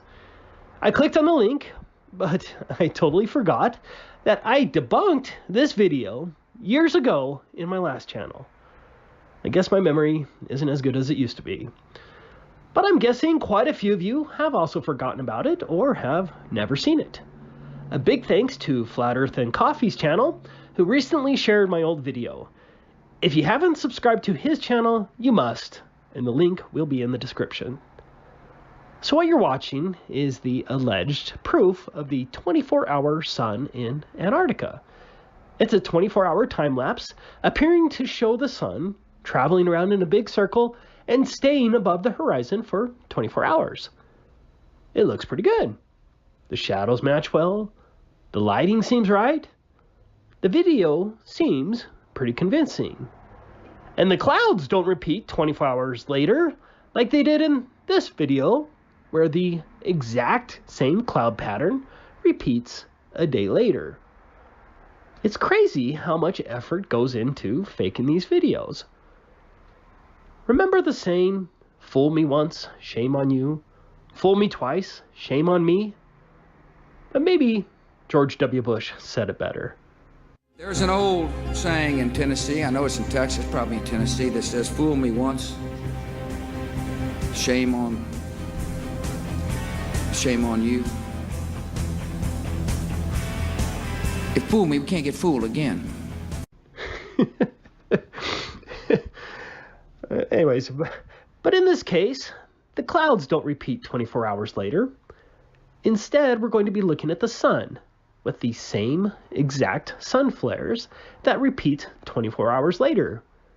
I've synced the two segments of the video together. Remember, the bottom video is supposed to be 24 hours later. The clouds are different, and the lighting slightly changes, but the sun flares on the camera are exactly the same. I have freezed a few frames so that you can look closer. I'm convinced these repeating sun flares are impossible, as the slightest variation in angles and atmospheric conditions would alter the sun flares. But I could still see someone plausibly claiming that the repetition of the same sun flares over an approximate 12-hour period is purely a coincidence. Okay, I highly doubt it, but I can see the very slight possibility. But there is one more thing that repeats, which I refer to as the coup de grace, that proves that this video is indeed a fake. Here's the clip in question. Did you see it? Here it is again. Do you see the lighting artifact flash on and off at the same exact time? Here it is again at a very slow speed. The flashes are exact and at the same video frames. That's impossible. There is no excuse. This video is another fake. There you go, another blatant fakery that took some serious effort to fool you into believing in their globe model. How many times will they be able to fool you? Thanks for watching. I'm going to ignore them and just say that anyone in a right state of mind would just be crazy excited not only to go to Antarctica, but to actually figure out the truth of what the sun does there. Riddle me this, Will. Why does every example that you can find involve fakery and cutting the time-lapse short? Why do we have several testimonies and footage of it setting instead? Why so many other deceptions and scams have been involved with Antarctica in the past? Given the fact that we have already proven that the globe model cannot physically replicate the 24-hour sun footage as well, the best logical conclusion here is that if the midnight sun is recorded during the final experiment, then it is a deception of some sort, knowingly or unknowingly by some of those involved. We will look into the very slim possibilities of there being a real 24-hour sun there. But if there is, then all the evidence is telling us that it must be a very specialized and localized event that only occurs in certain areas on our flat Earth, and only at certain times. Personally, I think the whole trip is going to get canceled. If not, then they will use known technology that can simulate a sun or reflect the real sun. They may also use known technology that can create clouds and overcast skies. The possible outcomes are of many. It is theoretically possible to align a light source with a setting sun to make it appear to circle and become aligned again at sunrise, especially when 24-hour sunlight is predicted in both models anyways. The likelihood of deception at some level is extremely high, though, because everything given to us up until this point has been proven to be invalid. If you really want to use Antarctica, then use the landmass itself, not the sky. If you travel east along the ice wall, the globe demands to turn right continually. Flat Earth demands you turn left continually and for much longer, just as several old expeditions and detailed analysis of modern-day boat races suggest. Just as tsunami waves physically prove anyways, as we will see.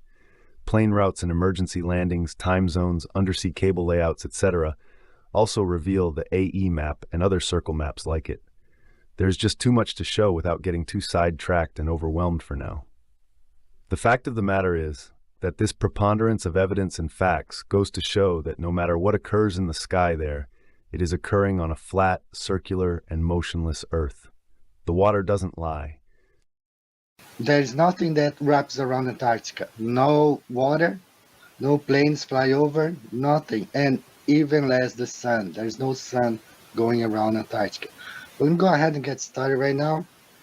I apologize again for my voice.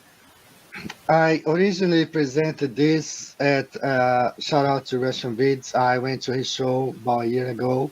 I presented this. And I give you credit to Fake Flip. He was the one who actually told me about it. Actually, he had, I talked about waves in my channel last year.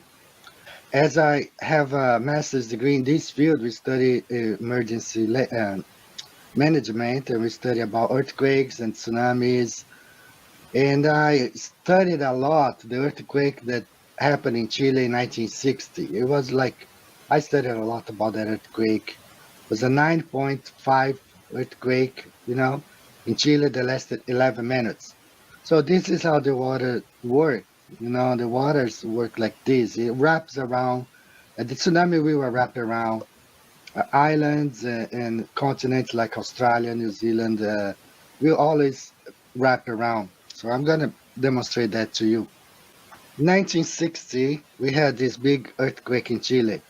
Okay, this is where it happened right here, just south of Santiago. And the tsunamis, the earthquake, the waves, the shock waves goes in every direction, as I'm gonna show you here. So it was so close of Antarctica. The intensity here was, you know, huge. And you see here, right? This is the if we lived on the globe, the earthquake, the tsunami that caused should have wrapped around Antarctica and climbed over here, like Africa and Atlantic Ocean right here. But what we observe is totally different, right? Totally different of this.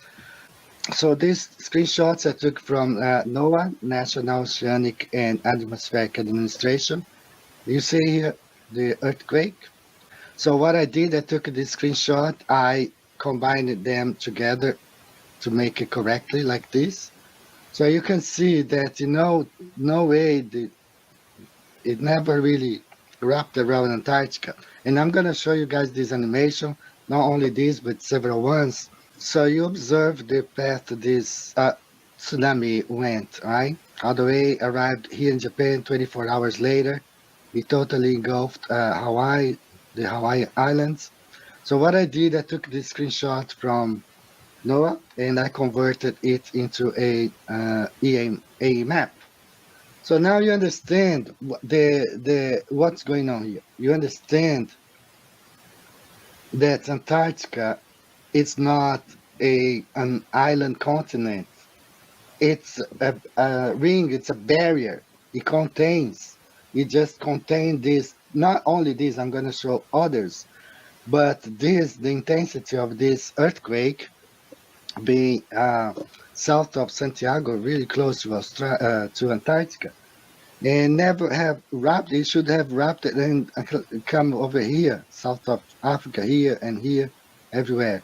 Nothing, right? Nothing. And you see here, it bounced off, okay, the ice wall and went back. And this is what happened. This is the earthquake. And I'm going to show you the animation. So here again, converted on an AE map. You can see that not even water wraps around Antarctica, right? So here's the path that the tsunami should have done this thing right here, wrapped around Antarctica, right away before reaching Hawaii or Japan. 16 hours later was around Hawaii, and 24 hours later in Japan, but it never really wrapped around Antarctica. So tsunamis never wrap around Antarctica, and neither does the sun. So it's impossible. That's why I have the conviction when I say that the Earth is flat, because by observing, we know that something wrong. That Antarctica is not this island continent on the bottom of a ball. Now, after I did this presentation at Russian Vids channel, there was a debate on Modern Day Debate, and Austin debated PhD Tony. So Austin did mention this, my presentation here, the tsunamis not wrapping around Antarctica. And I'm going to show you that this is a phenomenon that even globe believers know. Tsunamis do not wrap around Antarctica. And I'm going to show a clip here from PhD Tony and his explanation. And then I'm going to show you how it doesn't make sense at all. So let's first hear PhD Tony. Why do tsunamis bounce off Antarctica and not reflect around? And that would be because Antarctica is atypical of all the continents in the world in having a very deep continental shelf at around about a depth of 500 to 800 meters. So the propagation of tsunamis as they interact with that shelf is very different from the other continents. And the reason the continental shelf around Antarctica is so deep is because of the load of the ice sheet that's on top of it. The mass of that ice sheet depresses the continent of Antarctica and makes the shape of the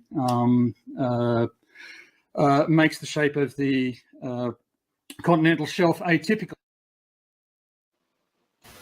All right, so he knows that tsunamis do not wrap around Antarctica, but his explanation makes no sense, and I'm going to show you here how it makes no sense whatsoever.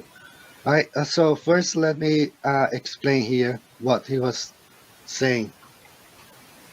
So these are the continental shelves right here. So he said that because the Antarctica has a lot of weight because of the snow, it has depressed this continental shelf, and for this reason the waves will not wrap around Antarctica. Makes no sense whatsoever, okay?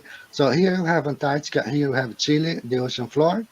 This is the continental shelf in Antarctica. He claims this is like 800 meters, about, I don't know, in miles, how can I convert? I know 1 kilometer, 1,000 meters, about 1.6 miles. So let's say that's 1.6 mile deep here, okay? So what he's saying is that because the continental shelf is too deep, and that the waves do not wrap around Antarctica. It makes no sense whatsoever what he said. And I'm going to show you here a couple of animations, right? So this is a simulation. It's not the real thing because it hasn't happened. This would be the tsunami caused by an earthquake in the Las Palmas Island in the Atlantic, okay?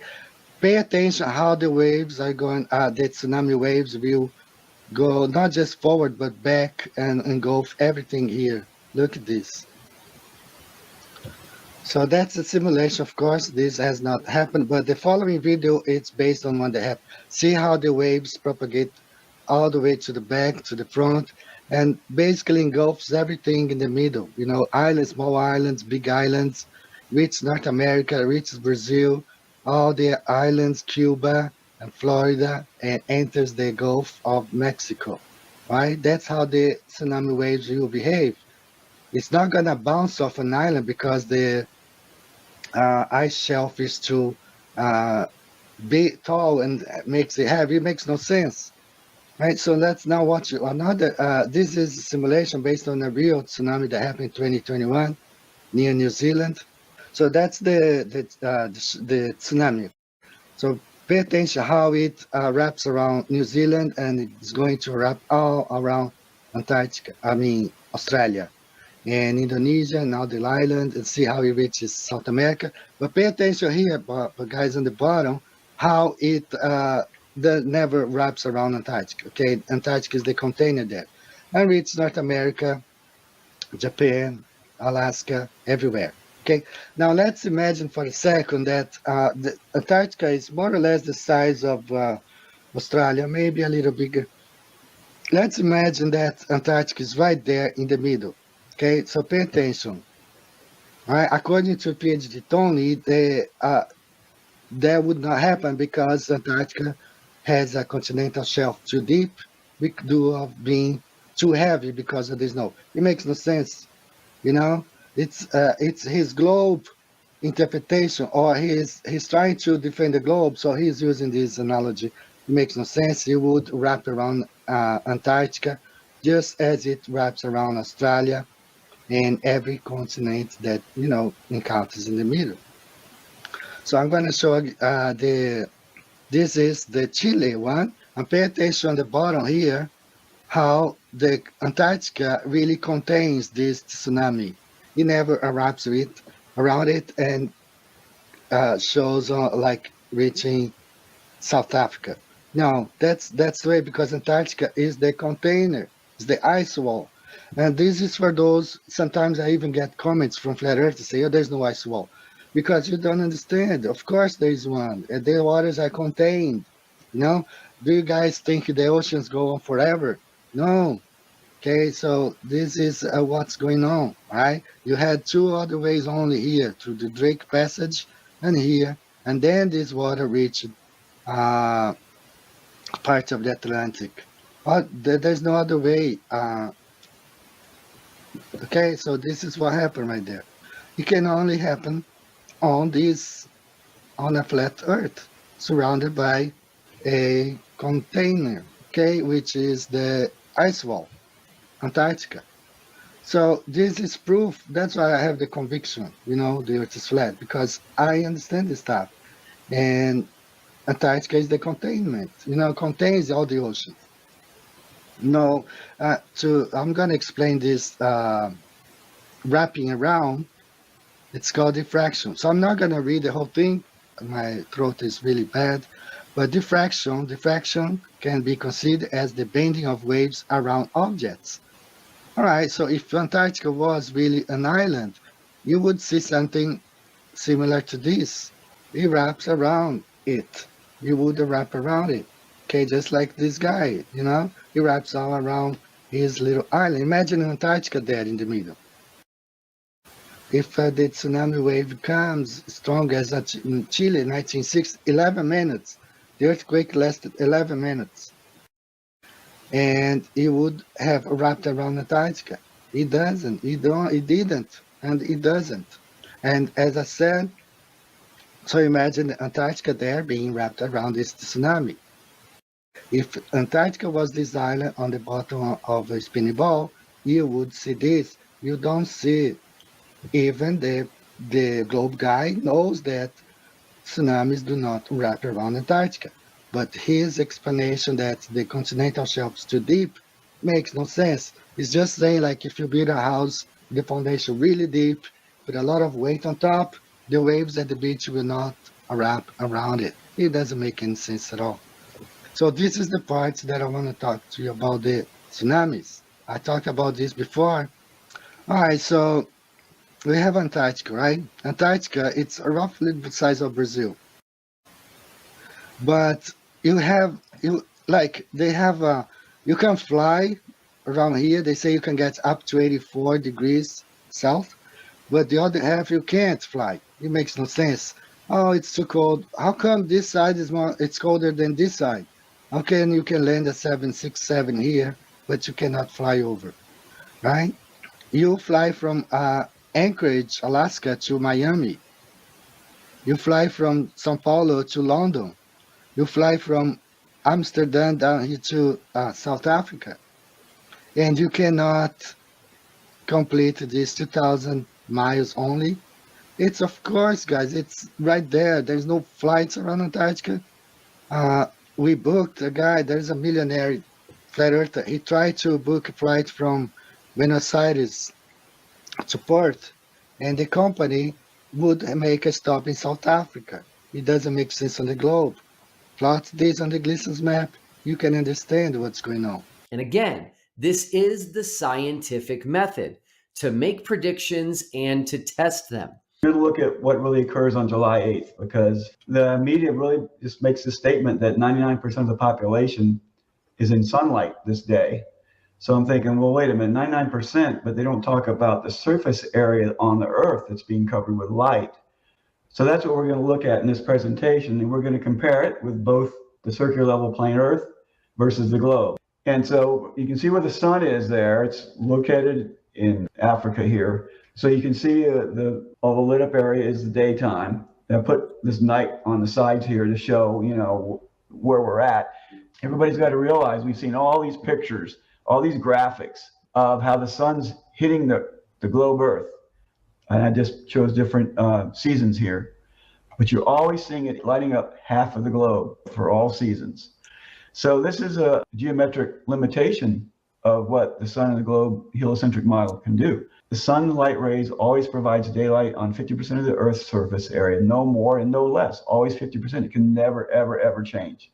Okay, this is a key. So now we're finding out, okay, the maximum square mileage on half of the Earth being lit is 98,355,957 square miles, no more and no less, always that number.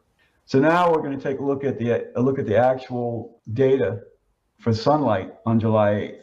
And when we do that, now this is a limitation of the sun and the geoid spherical Earth. Then if we look at it on a globe map, we created this. Basically, this is the daylight side of the Earth. Then on the back side, which I call the nighttime side, no sunlight.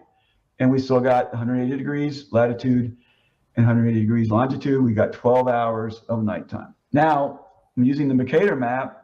I'm saying this would be the expected sunlight coverage on the spherical geoid Earth on July 8th. And this is the limitation now of 180 degrees latitude and longitude for it.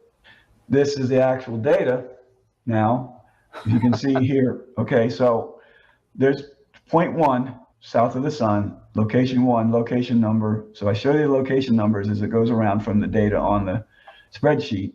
Sun is zenith at plus 22.4 latitude, plus 12.54 longitude, Belma, Nigeria. So you can see as we go around, for a while it stays within, you know, on the bottom half. When we get to that equator, is going way beyond the sunlight coverage that the heliocentric model allows. Wow. And then we go the other way around. As soon as it's the equator, it's doing the same thing over here. Okay. So daylight coverage, over 50% of the geode Earth is shown on either side here in black. So there you go. That's incredible. This is physically impossible for the spherical geode Earth to do this. I want to show you one thing before I go. People ask me what's your favorite proof? And I think I found it. I think I literally found my favorite proof of all. So right now people say, well, how does the sun light up exactly half of the Earth? When it's because the sun is, as it goes out, the light wraps around. Because we're right near the equinox right now, it's a kind of the sun is making a circle, and then it's also wrapping around. So we're getting this equal day and night. But if we jump forward, we go to, where are we now? We're in September, October, November, December. So in December, when the sun's way out there, it really wraps around and you have this wider area of light. Now take your little model for the seasons and make it show night and day. Then try and make the night and day portions match up with these sunrise and sunset times.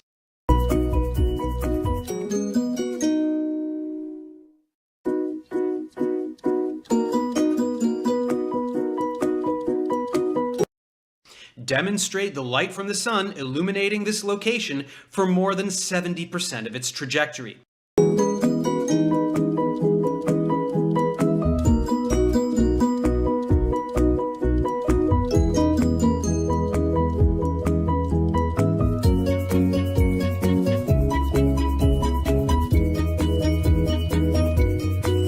Now, on a ball, I don't care how it's twisted, tilted, spinning, the sun can only light up exactly half of the ball all the time. It can only light up half the ball all the time. People go, well, that's because this map is distorted. That's why it looks different. Okay, cool. I like that. We're going to go with that.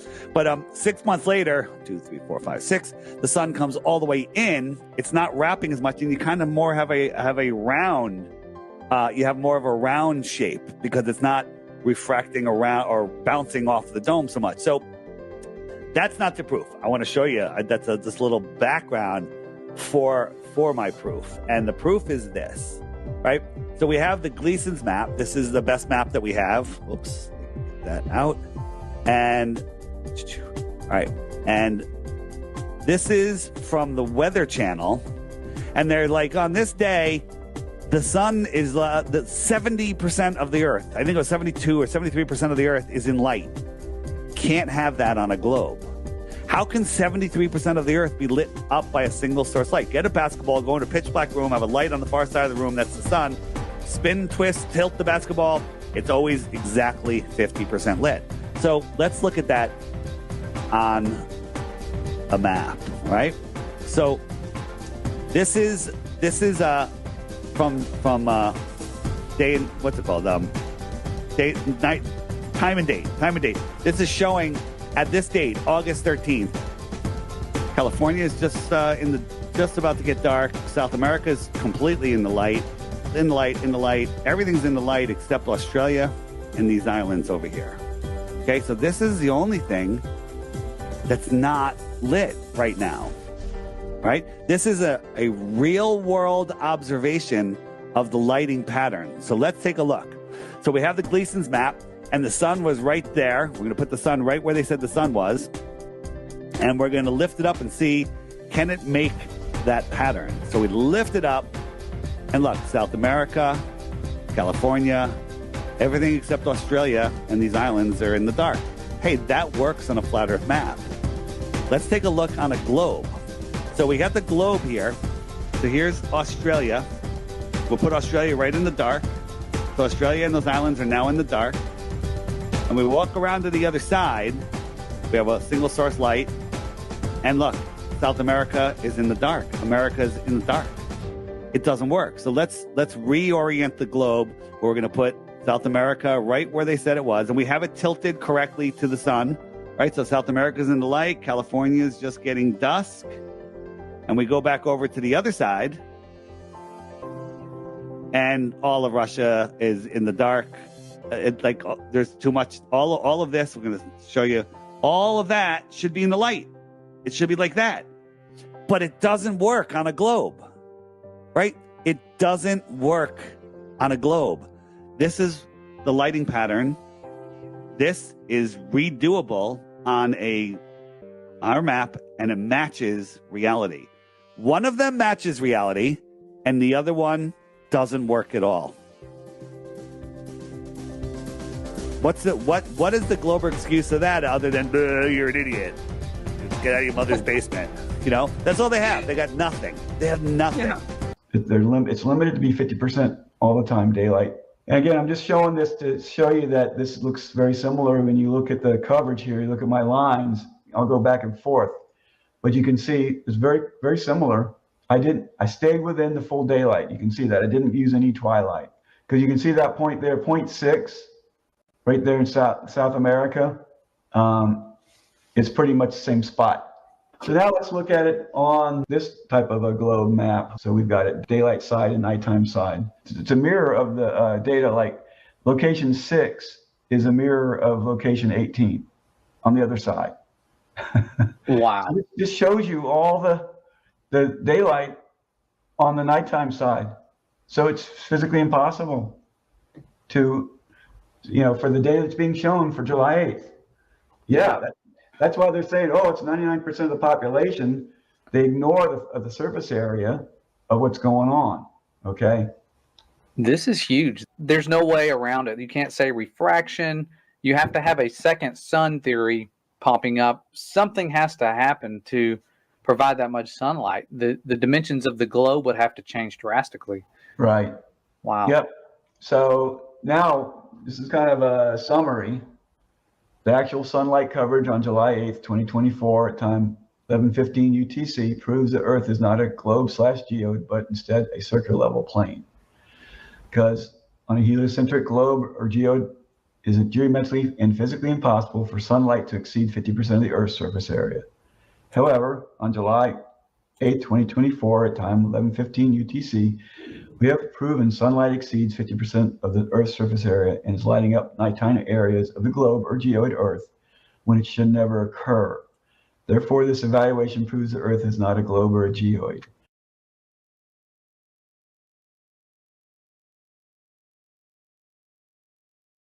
So this is the coverage. You can see here's the sun. That's in Doma, Africa. Location 1 is here, and 2 is going clockwise around. Okay, all the way around. You can see the geometry of things working out because it's intelligently designed, and that's why it shows the data there, because it's hitting all longitude lines.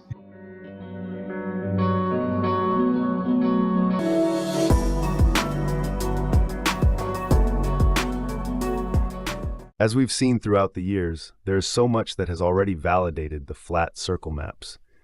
I would easily argue that a 24-hour light or sun in Antarctica, detached from the ground and water, could not possibly override all the evidence and proofs that has been gathered. Logic demands you need to take all observations and knowledge into account, and not just a single observation to determine truth. Now that the globe model has been thoroughly debunked and taken off the table, and by ignoring all the evidence that shows a 24-hour sun has never existed in Antarctica and requires it to be faked, how could it work on the flat, circular maps, hypothetically speaking? First, let's look at a working flat Earth model for the sun to see how the sun could likely be operating on our flat Earth. The sun is a personal or local objective projection. This can be verified by anyone by doing the opposite side crepuscular rays experiment, like in this animation, and see that someone looking back at someone seeing those rays cannot and will not see the same thing. A rainbow acts the same way as the sun, being that you can only see it at a specific angle, and you cannot walk around a rainbow as it will always move away from you. And you cannot see the opposite side of a rainbow. A rainbow is a source projection, and its source is the sun. Therefore, if the sun is also a source projection of an unknown source, we can start modeling the path of the sun for each observer on Earth. We did this by taking just one longitude, that being the 0 UTC meridian on Earth,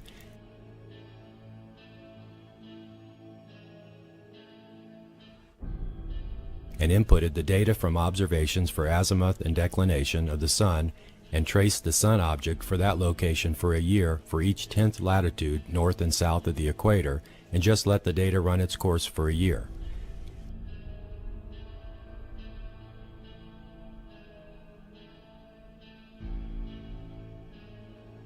But the model became so heavy with data and tiny hair-thin tracer lines that even with a super machine, we couldn't render the result. After some trial and error, we finally managed to get a clear view on the end result. And even with our sun being an equal distance to the observer, the shape and layout ended up in a torus field around the Earth.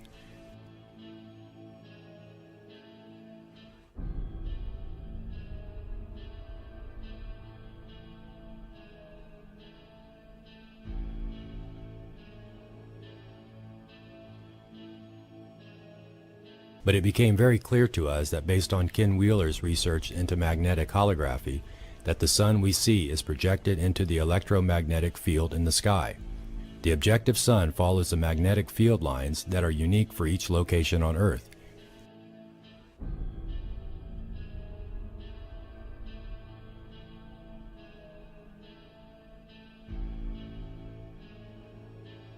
So the real sun is a source coming from outside of the so-called firmament, which probably uses light polarization that is projected into the magnetic field and rendered through the atmosphere. It is no coincidence that all sun arcs combined create this torus-like field, and this is version 1.0. As soon as we find out how to use equal distance 3D vectoring and a formula on the angles in the data sheets from observations, we can then get a true shape in second-by-second motion in the field lines. This torus field is by no means a stationary field, as the sun moves north and south during the year. So if the sun we see is an energy/light source that is being projected onto Earth's electromagnetic fields and rendered through our atmospheric dome of vision via perspective, then perhaps there is a magnetic loop in the Antarctic that occurs where an energy/light source could follow. This torus field is by no means a stationary field, as the sun moves north and south during the year.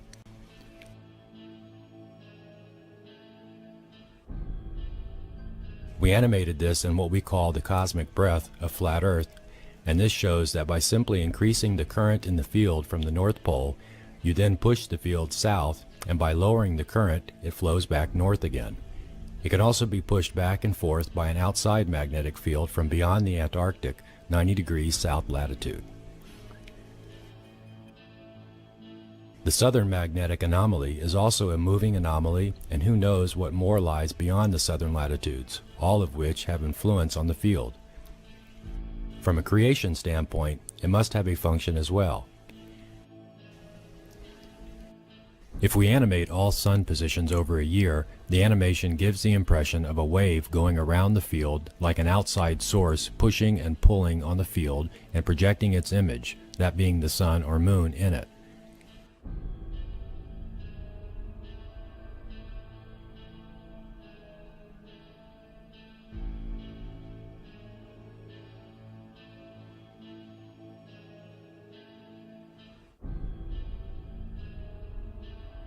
We do not know yet what, where, and how this outside source is mechanically working, so to speak, but from an engineer's perspective, everything that works like a machine or clock must have a basic principle and laws of physics to discover its nature. We just have to figure out where to go from here and what experiments can be derived to either build on this or modify the basic concept. With this concept, we can boldly say we have created a working flat Earth model that can be held up to scrutiny, evaluation, testing, and experimenting to either verify or debunk certain aspects of this model. It is therefore with great honor and humility that we present this first and only working flat Earth model with an actual base in geometry, science, and observations. In the coming weeks, we will be releasing ground views of this model to show that current sun angles are dead on correct.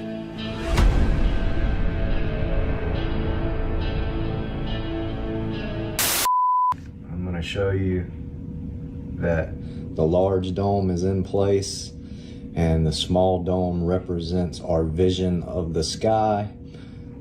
So gonna do it and show how the 24-hour sun in Antarctica is absolutely possible on the flat Earth with the celestial dome and the way we view the sky as a concave sky. So here we go. Gonna be moving the light around the top of the celestial dome, and it will follow the path of the Tropic of Capricorn. And what you're gonna see is in the glass dome, you're gonna see the sun make a 24-hour circle in Antarctica below South America, which is, I believe, where the final experiment is going to take place. So if they're far enough south, they could very possibly see a 24-hour sun, which does not refute the flat Earth, because we can absolutely demonstrate it right here live. So if I can demonstrate it live with the model and the map, then it's not a refutation of a flat Earth. It's possible on the flat Earth. I don't care whether it happens or not.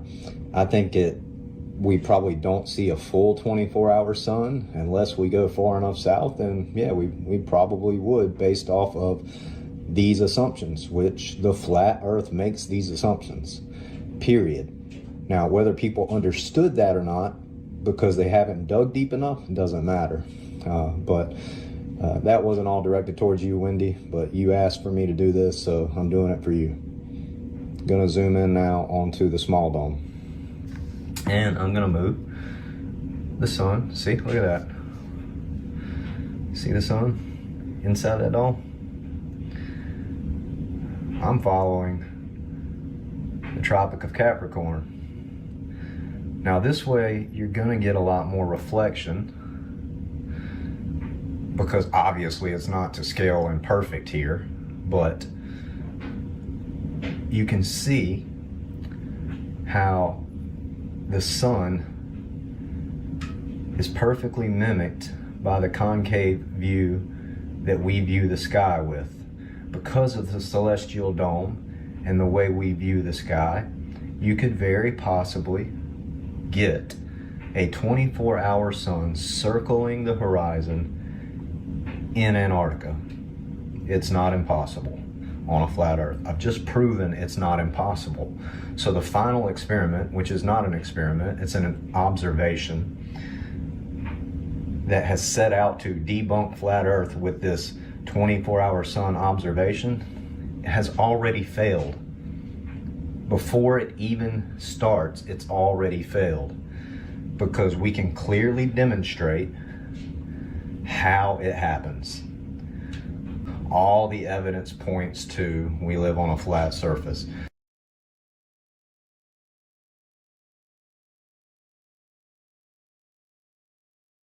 But Jaron's right. It's like there isn't anything that they wouldn't, stop at, because obviously this is really coming down to, one of the main issues being the 24-hour sun in the south. Jaron has busted them time and time and time again, cutting out anywhere from 5 to 8 hours of footage, and then trying to claim that there is a 24-hour sun. He's written them, gotten responses from them. Basically their response is, well, that's not really our department, or, there's too much, it would take too much bandwidth, all these ridiculous excuses. So obviously if they aren't going to do it via a straight up CGI, which is entirely possible, then who's to say that they couldn't launch something up in the sky, with their little fake sun patent, and make it at least appear that there's a local sun, and navigate it around in a circle. I don't think that's beyond the realm of possibility at all. And I think that, when it comes down to brass tacks, they may be prompted into doing something that desperate. Well, look they can control balloons, right? And they can lift 8,000 pounds. So I'm pretty sure you could put a pretty bright ass light on a balloon, and if you can control its path, you just have it circle. I don't put it past them. You could also use airplanes and any other flying technologies that we may have no idea that exists to carry a sun simulator. Another possibility is the use of lasers. Laser guide star systems are known facts, and so are the use of lasers for weather manipulation. Could focused beams possibly create an artificial sun? Could a sun be projected or reflected? All these technologies exist to pull off such a stunt.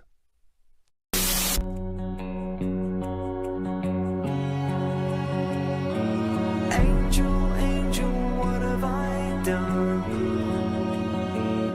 I face the quakes, the wind, the fire. I've conquered country, crown and throne. Why can't I cross this river?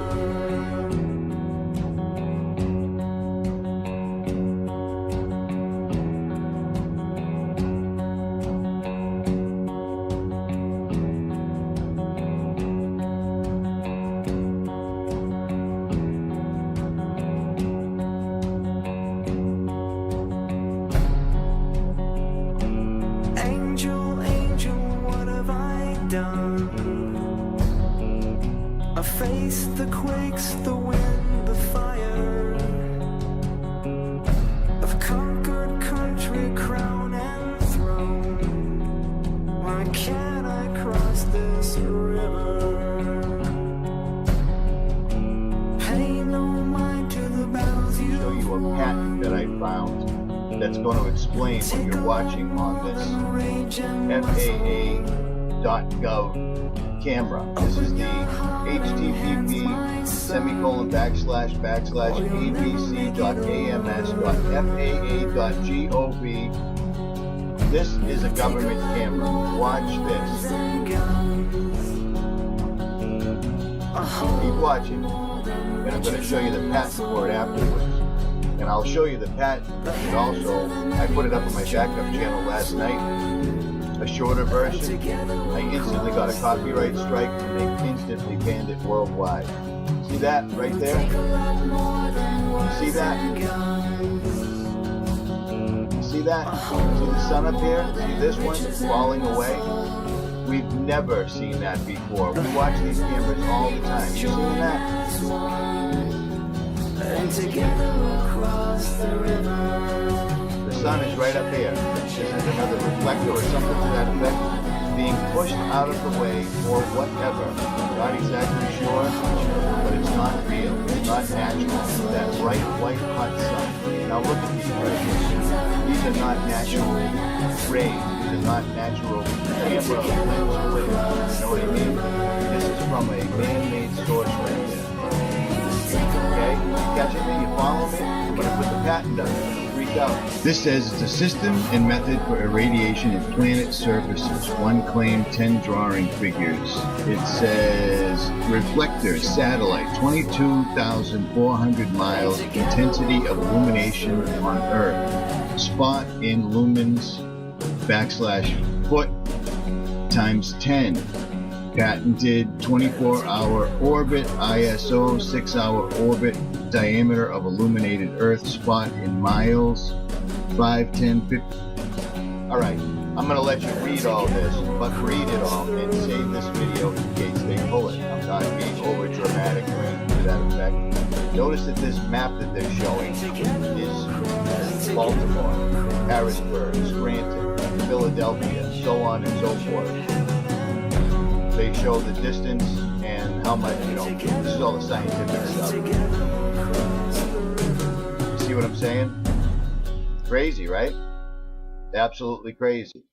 Intensity of illumination of area D, reflector, illuminated areas, blah, blah, blah, intensity of solar radiation, lumen foots. Thus, for any given planar reflector 20 satellite, as the orbital altitude is decreased, the size of the reflector illuminated area 24 of the Earth's surface is decreased and the intensity of the illumination is increased. To gain a physical understanding of the potential lighting area effect on a circular plane, reflector 20 satellite, 1,000 feet in diameter, is in a synchronous orbit. I'll leave the rest of this for you to read. This is what everybody's been talking about for the last couple of weeks. This thing has showed up on the SETI telescope, the Stereo Solar Telescope. You see this thing? That right there is an exact side view of the sun simulator patent that I put up in March. It's the exact same thing. That shows it right there. clear as a bell. See this? This is the patent that I put up a long time ago. You see that right there? Here they are one more time. Baltimore, Philadelphia. Shows the patents. It explains that that would be some sort of a, I think this right here is exactly what we saw in the, you see this thing? Yep. There are patents out there right now for an artificial sun, and China already launched one and showed an example. So people are showing videos that they took online, and they have a solar simulator. Now this is all patented. There's images. This is online. You can find this information here. Obviously, if they aren't going to do it via a straight up CGI, which is entirely possible, then who's to say that they couldn't launch something up in the sky, you know, with their little fake sun patent and make it at least appear that there's a local sun, and navigate it around in a circle? I don't think that's beyond the realm of possibility at all. And I think that, you know, when it comes down to brass tacks, they may be prompted into doing something that desperate. So let's go to Antarctica together and report back to the world what we see.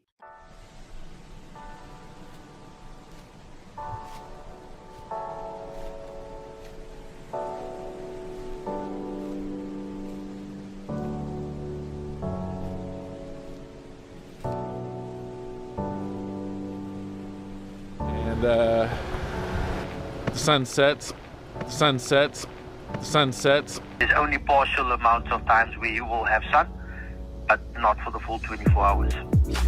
Ever, right? Ever in Antarctica? It's never like that? No, Okay. never like that. For all the 30 years that we've been traveling, we haven't had any particular person actually come back and state that that is the case, where they found that for the full 24 hours, there's basically been that particular time frame that the sun has been out. Okay. I know that it does, the sun does set a bit later within the evening because of it obviously being on the lost continent. But it's not that the sun will be out completely for the full 24 hours. Okay. Perfect. Oh. Another issue is that the Earth rotates and it's moving sideways at a phenomenal distance. So, for goodness sake, how can people ignore the Earth's orbit around the sun at the same time as its rotation? They forget about, what about the sideways movement? So this would upset your whole filming thing. Your footage would slow down and speed up. I mean, what is wrong with these people? That's impossible. There is no excuse. This video is another fake. There you go. Another blatant fakery that took some serious effort to fool you into believing in their globe model. How many times will they be able to fool you? Thanks for watching. Because of the celestial dome and the way we view the sky, you could very possibly get a 24-hour sun circling the horizon in Antarctica. It's not impossible. This torus field is by no means a stationary field, as the sun moves north and south during the year. So if the sun we see is an energy/light source that is being projected onto Earth's electromagnetic fields and rendered through our atmospheric dome of vision via perspective, then perhaps there is a magnetic loop in the Antarctic that occurs where an energy/light source could follow.